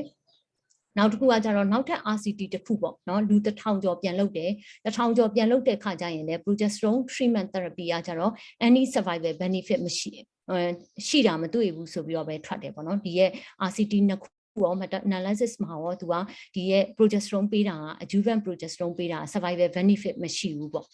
နော် hormonal therapy ပေးတာကကြတော့ဒါပေမဲ့သူကကြတော့ဗာလဲဆိုmetastatic disease တွေပေါ့နော် metastatic disease တွေ ERPR receptor positive ဖြစ်တဲ့ case တွေမှာဆိုရင်တော့ hormonal therapy ပေးတာကြတော့ prolonged remission ကိုပို့ပြီးတော့ ကြာစီတယ်ပေါ့ကြာစီတယ်ဆိုပြီးထွက်ထားတာတော့ရှိတယ်နော် recurrence ဖြစ်ရင်ဘယ်လိုပြန်လုပ်မလဲပေါ့ recurrence ဖြစ်ရင်ဘယ်လိုပြန်လုပ်မလဲဆိုရင်ကျမတို့ကကြတော့ recurrence မှာနှစ်ခုခွဲလိုက်တယ် localized recurrence ဥပမာ vaginal vault လေးတင် recurrence ဖြစ်တာလား vaginal vault လေးတင် recurrence ဖြစ်တဲ့ဟာဆိုရင်ကျမတို့က excision လုပ်လို့ရလားเนาะ surgery ပြန်လုပ်လို့ရလား surgery ပြန်လုပ်လို့ရရင်တော့ surgery ပြန်လုပ်တာပေါ့နော်ငါကြတော့နောက်တစ်ခုကကြတော့ဒီ non localized recurrence မှာနော်တခြားနေရာတွေမှာ metastasis နဲ့ပြန်လာတာလားတခြားနေရာမှာ metastasis နဲ့ပြန်လာတယ်နော် non localized recurrent tumor ဖြစ်တယ်ဒါပေမဲ့ low grade ပဲ positive hormone receptor ရှိတယ်ဆိုရင်တော့ progesterone ပေးပြီးတော့ကုတယ်ပေါ့နော်ပေးပြီးကုတဲ့အခါကျရင်ဘာတွေပေးလဲဆိုရင် medroxyprogesterone acetate ကို50 to 100 mg 3 times per day ပေးတယ် megestrol acetate ကို80 mg 2 to 3 times per day ပေးတယ်ပေါ့ဘယ်ချိန်ထိပေးမလဲ disease stable ဖြစ်တဲ့အထိ remission ရတဲ့အထိပေးမယ်နော်ပေးပေမဲ့လည်းဒီရဲ့ progesterone treatment ကသူကဘယ်ချိန်ကျမှရလဲဆိုရင် treatment စပြီးတော့2လ3လနေကြမှာ maximum clinical response ကိုရနိုင်တယ်နော်ငါကြတော့ chemotherapy ဆိုရင်ဘာတွေသုံးလို့ရှိလဲ chemotherapy မှာကျမတို့က cisplatin, doxorubicin, carboplatin, taxol နော် advanced recurrent disease တွေမှာဆိုရင်ကျမတို့ဒီ regime တွေသုံးတယ်နော်နောက်တစ်ခုကကြတော့ဘာလဲဆိုရင် surgery RT နဲ့နော်ကုလို့မရနိုင်တဲ့ case တွေမှာဆိုရင်လည်း chemotherapy ကိုဘာအနေနဲ့ပေးလို့ရလဲဆိုရင်ဒီ regime တွေနဲ့ကျမတို့ပေးလို့ရတယ်ပေါ့နော် reference တွေကတော့ဒါပဲအဲကြတော့ဒီနေရာမှာနော် CA endometrium မှာကျမတို့ဒီ every cancer patient ပေါ့ follow up ဘယ်လိုခေါ်မလဲ follow up ဘယ်လိုခေါ်မလဲဆိုရင်ကျမတို့က surgery လုပ်ထားတဲ့လူနာ surgery လုပ်ထားတဲ့လူနာဆိုရင်ကျမတို့က follow up ကို treatment လေးကိုဘယ်လောက်ထိခေါ်လဲဆိုရင် treatment လေးကို first 3 year မှာ treatment လေးခေါ်တယ်အဲကြတော့ဒီ 4th နဲ့ 5th year မှာကျမတို့က6 month လေးခေါ်တယ်6 month လေးခေါ်ပြီးတော့ every visit မှာကျမတို့ဘာတွေကြည့်လဲလူနာကိုလက္ခဏာပေါ့ symptom တွေလက္ခဏာတွေပြန်မေးတယ် vaginal discharge ရှိသလားနော်ဘာပြဿနာတွေရှိနေလဲနောက်ကကြတော့ symptoms of recurrent ပေါ့ symptoms of recurrent or metastasis ကကြတော့ cough တွေရှိသလားချောင်းဆူသလားသွေးပါသလား loss of appetite ရှိလား loss of weight ရှိလား any mass any vaginal discharge bleeding ဒါတွေပြန်လုပ်တယ် examination ကကျမတို့က vaginal vault ကိုအမြဲတမ်းပြန်ကြည့်တယ်ငါကြတော့ဆန်းတယ်နောက်ကကြတော့ ultrasound တို့chest x-ray တို့ကကြတော့ကျမတို့က6လအော်တစ်နှစ်တစ်ခါเนาะလိုအပ်ရင်လုပ်တယ်เนาะပုံမှန်ကတော့တစ်နှစ်တစ်ခါလောက်လုပ်တယ်လိုအပ်ရင်6လတစ်ခါလောက်လုပ်ပဲပေါ့เนาะလုပ်တယ်နောက်က9နှစ်ပြည့်သွားတဲ့အခါကျရင်တော့ကျမတို့ဘယ်လိုခေါ်လဲဆိုရင် annually ပြန်ခေါ်တယ်ပေါ့ annually ပြန်ခေါ်တယ်ဆိုတော့ပုံမှန်ကတော့ကျမတို့ဒီ oncology department မှာကျတော့ဒီ CA endometrium တွေနဲ့ပတ်သက်ပြီးတော့ခွဲထားတဲ့လူနာဆိုရင်ကျမတို့က vaginal vault smear ကိုပြန်ပို့တယ် cytology ကိုပြန်ပို့တယ်evidence ကတော့ပို့တင်လားကောင်းလားမကောင်းလားတော့ conflict လေးတွေရှိနေတယ်ကောင်းတယ်လို့ပြောတဲ့ဟာရှိတယ်မကောင်းတယ်လို့ပြောတဲ့ဟာရှိတယ်ဒါပေမဲ့လက်တလုံးမှာတော့ကျမတို့က examination history ပြန်မေးတယ် clinical examination ပြန်လုပ်တယ်ပြီးတော့ခါကျတော့ investigation အနေနဲ့ treatment လေးလာတဲ့အချိန်မှာလည်းသူက vaginal vault recurrence နဲ့အများဆုံး present ဖြစ်တာဖြစ်တဲ့အတွက်ကြောင့်မလို့ကျမတို့က vaginal vault recurrence ကိုတက်နိုင်တဲ့လောက်မိအောင်လုပ်တယ်ပေါ့နော်မိအောင်လုပ်တော့ cytology ကိုကျမတို့စီ follow up လာနေတော့ဆိုရင် treatment လေး cytology ကျမတို့ယူတယ်ပေါ့ယူပြီးတော့ပြန်ကြည့်တယ်ငါကျတော့6လတစ်နှစ်လောက်ကြာရင်ကျမတို့ ultrasound ပြန်လုပ်တယ်အဲ့ဒါကျတော့ other intra abdominal metastasis ကိုကျမတို့ detect လုပ်ချင်တယ် chest x-ray တစ်နှစ်တစ်ခါလောက်ကျမတို့ပြန်လုပ်တယ် symptom မေးတယ်ပေါ့နော်ဒီလိုနီးနဲ့ CA endometrium ကို follow up ကျမတို့ခေါ်တယ်ပေါ့ညာတော့ follow up နဲ့ပတ်သက်တဲ့အပိုင်းပေါ့နော်ဒါပေမဲ့ဒီ slide ထဲမှာတော့ကျမမထည့်ထားဘူးမထည့်ထားလိုက်ရဘူးပေါ့နော်မိကွန်းလေးတွေရှိလာရင်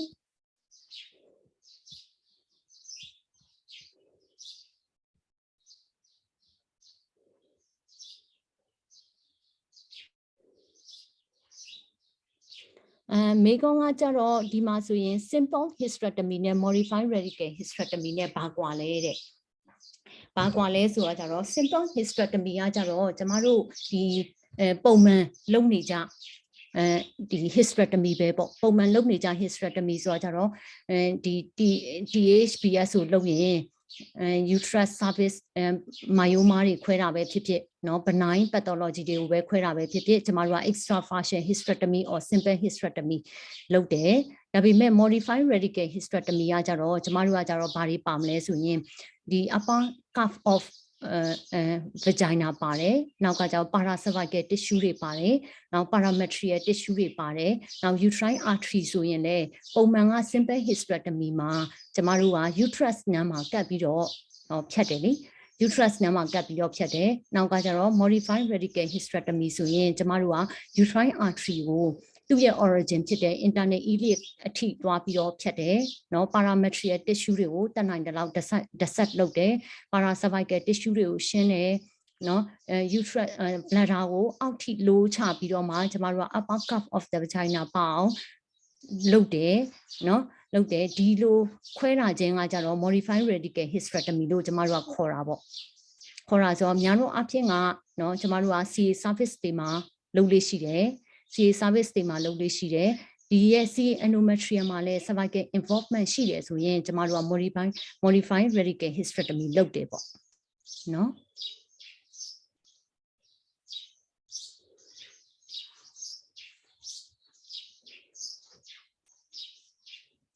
ဘာတွေကွာသွားမလဲဆိုတော့เนาะ parametrial tissue ပါသလား paracervical tissue ပါသလားနောက်ကကျ uterine artery အထိ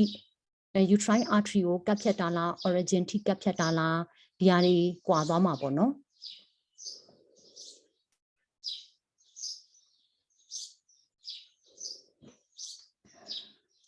endometrial sampling ကတော့လေအမားတို့ကကြတော့ဒီ endometrial sampling ဘယ်လိုလုပ်တယ်လဲ endometrial sampling လုပ်တဲ့ခါကျရင်ကျမတို့က people sampler ဆိုပြီးတော့လာတယ်သူကလေတစ်ခါသုံးပေါ့နော်တစ်ခါသုံး people sampler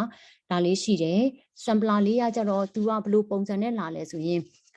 cannula လက်တန်းလောက်တောင်မရှိပါဘူးသေးလေးပဲเนาะ cannula အရှည်လေးတစ်ခုရှိတယ်အဲ့အရှည်လေးတစ်ခုကိုကျမတို့က outpatient မှာ outpatient OPD မှာလာတဲ့အချိန်မှာလူနာကိုကျမတို့ testကို speculum ထည့်တယ် service ကိုကျမတို့ Vaseline နဲ့ကင်တယ်နော်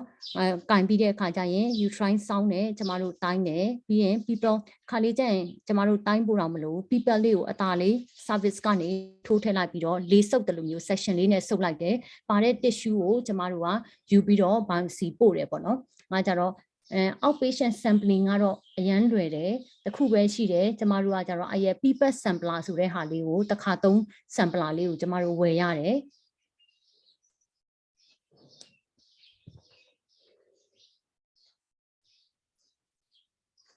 ဝယ်ပြီးတော့လောက်ကြတယ်ပေါ့နော်endometrial sampling ကကြတော့ဒီပစ္စည်းဝယ်တာပဲတခုကျမတို့နည်းနည်းလေးပစ္စည်းရှိလားမရှိလားအဲ့တခုပဲဟိုဖြစ်တယ်တခါလေကြတော့လေကျမတို့ဆေးရုံတွေမှာဒီ endometrial sampling က people sampler ကကြတော့ patient တိုင်းကတခါလေကြမဝယ်နိုင်ဘူးပေါ့မဝယ်နိုင်ဘူးဆေးရုံကလည်းကျမတို့ provide မလုပ်နိုင်တဲ့အခါကျရင်ဘယ်လိုလုပ်လဲဆို MVA လေးရဲ့အသေးဆုံးလေးကျမတို့ယူလိုက်တယ်ယူပြီးတော့မှနော်လူနာကိုကျမတို့ဒီ MVA အသေးလေးနဲ့ sample လေးစုပ်ယူပြီးတော့မှကျမတို့ biopsy ပို့ရတဲ့အခါမျိုးတွေလည်းရှိတယ်ပေါ့နော်ရှိတယ်ဆိုတော့ဒါကကြတော့ evidence based တော့မဟုတ်ဘူးကျမတို့ဆေးရုံပေါ်မှာလူနာအခြေအနေပေါ်မူတည်ပြီးလုပ်တဲ့ဟာလေးတွေလည်းရှိတယ်ပေါ့နော်နောက်မေးခွန်းတစ်ခုက patient က stage 4ဖြစ်တယ် stage 4ဖြစ်တယ်ဆိုရင် first line treatment ကဘာလဲဒါ stage 4ဆိုရင်တော့ကျမတို့က survival ကကြတော့ 30% လောက်ပဲရှိတယ်ငါကြတော့ဒီမှာတော့များတော့အပြင်က stage 4ဆိုရင်တော့ကျမတို့က symptomatic treatment ပေါ့ symptomatic treatment နောက်တစ်ခုကကြတော့ဘာတွေသွားမလဲဆိုရင် inoperable ဖြစ်တယ်ဆိုရင်ကျမတို့က RT သွားလို့ရတယ်နော် C endometrium မှာ radiotherapy သွားလို့ရတယ် patient ကခံနိုင်သေးတယ်ဆိုရင် RT သွားမယ်နော်RT နောက်တစ်ခုကကြတော့ distant metastasis ရှိတယ်ဆိုရင်ကျမတို့ဘာတွေပါဆက်သွားမလဲဆိုရင် chemotherapy ပါကျမတို့ဆက်သွားမယ်ပေါ့နော် stage 4ကတော့ညာတော့အပြင်ကကြတော့ကျမတို့ကလူနာရဲ့ performance score ကိုတော့ကြည့်ရမှာပေါ့ performance score ကိုကြည့်တယ်ဆိုတော့လူနာဒီနော်ဘယ်လိုအခြေအနေမျိုးနဲ့လာလဲဘယ်လိုအခြေအနေမျိုးနဲ့လာလဲဟိုမှာwheelchair နဲ့လာနေရတဲ့အခြေအနေလားနော် trolley နဲ့တွန်းလာတဲ့ တွန်းလာရတဲ့အခြေအနေလားဘယ်လောက် hectic ဖြစ်နေသလဲဒါတွေ patient ရဲ့ performance ကိုတော့အရင်ကြည့်ရတာပေါ့အရင်ကြည့်ရပြီးတော့ patient tolerable ဖြစ်တဲ့ treatment ကိုကျမတို့ choice လုပ်ပြီးရွေးချယ်ပြီးပေးရတာပေါ့နော် patient ရဲ့ condition ဆိုတော့ကြတော့များတော့အဖြစ်ကဒီ stage 4မှာတော့များတော့အဖြစ် symptomatic treatment ကိုတော့အရင်လုပ်တယ် palliative treatment ကိုပဲအရင် main target ကတော့ cure ကတော့မရတာသိကြတယ်မရတာတေးကြတဲ့အတွက်ကြောင့်မို့လို့ palliative treatment ကိုပဲကျမတို့ aim လုပ်ပြီးတော့သွားတယ်ပေါ့သွားတယ်ဆိုတော့တစ်ခါလေကြာရင် stage 4လူနာရဲရဲလေးပဲရှိတယ်ကျမတို့က RT ရော chemo ရောရှိသမျှအကုန်လုံး treatment option တစ်ခုလုံးเนาะavailable ရှိတဲ့ treatment တွေအကုန်လုံးဒီလူနာတယောက်ကိုပေးလို့မရတဲ့အခြေအနေမျိုးမှာလည်းကျမတို့လာနိုင်တယ်ပေါ့။အဲဒါကြောင့်လူနာ condition ကသူ့အနေနဲ့သူတောင်မှရဲရဲလေးနဲ့ဟိုလက်ညှိုးလေးနဲ့တောက်ချတာတောင်မှတွန်းချတာတောင်မှလဲသွားမဲ့အခြေအနေမျိုးကြရင်တော့ကျမတို့ကလူနာကိုoptimization ပေါ့ build up အရင်လုပ်ရတယ် build up အရင်လုပ်ပြီးတော့သူခံနိုင်တဲ့ treatment option ကိုရွေးရတယ်ပေါ့နော် RT ကိုခံနိုင်သေးသလား RT ခံနိုင်ရင် RT chemotherapy ဆိုလဲ chemotherapy အပြင်းနေမခံနိုင်ရင်ဘာဖြစ်ရမယ်ပေါ့နော်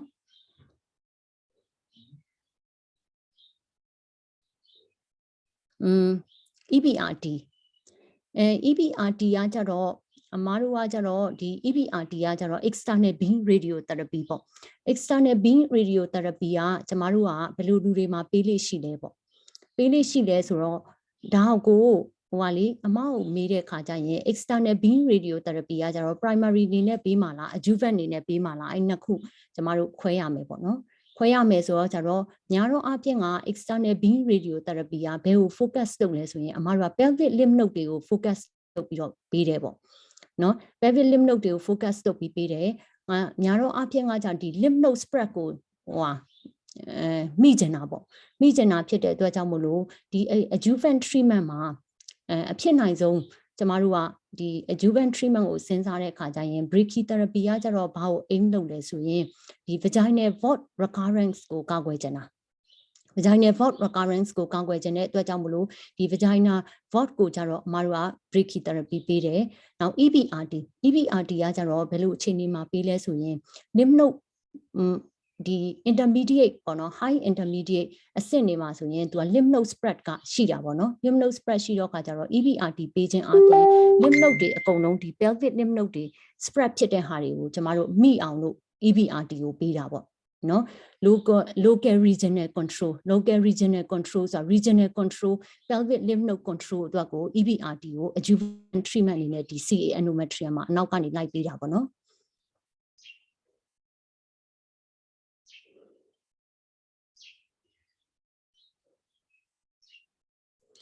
endometrial hyperplasia နဲ့ atypia မှာ conceive လုပ်ချင်တယ်ဆိုရင်အမတို့က negative biopsy ဖြစ်အောင်စောင့်နေတဲ့အချိန်မှာ conservative မှာ atypia မှာ conservative treatment မရှိဘူးအမတို့ကအဲကြတော့ဒီအရှိက conservative medical surgery ကကြတော့ without atypia မှာပဲဒီ treatment option 3ခုကိုကျမတို့ကအစဉ်လိုက်သွားလို့ရတယ်ပေါ့နော် with atypia မှာ main treatment ကကြတော့ first line treatment က surgery ပဲတကယ်လို့ surgery မလိုချင်တဲ့surgery ကိုသူကလက်မခံဘူး fertility ကို preserve လုပ်ချင်တယ်ဆိုရင်တော့အဲ့ချိန်မှာအမတို့က medical treatment ပေးထားမှာ medical treatment ပေးထားမယ်ဆိုတော့ medical treatment ကအမတို့ကဘာပေးရမလဲဆိုရင်ဒီ IUS ကိုထည့်ရင်ထည့်ဒါမှမဟုတ်ရင် systemic progesterone ကိုတောက်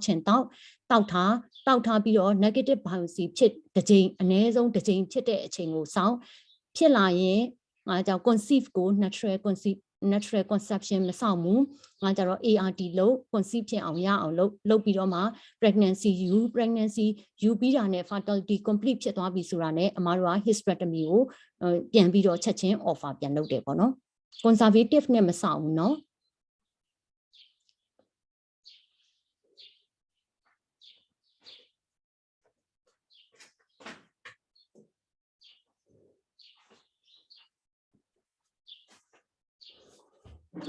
endometrial hyperplasia without atypia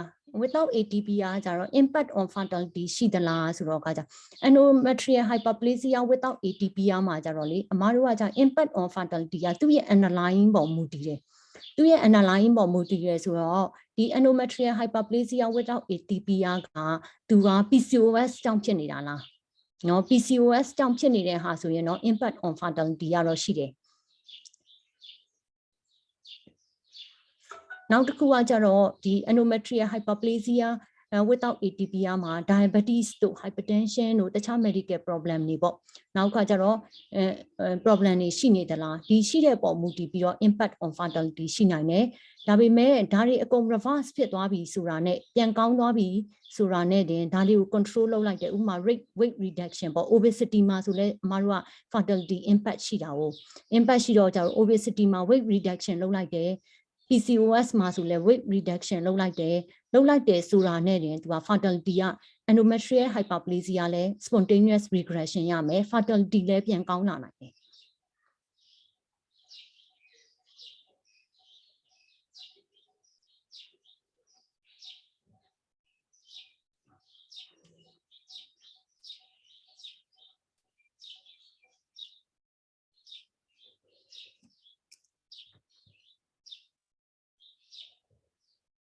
ရလာရင်တခြားမေးခွန်းတွေရှိသေးလား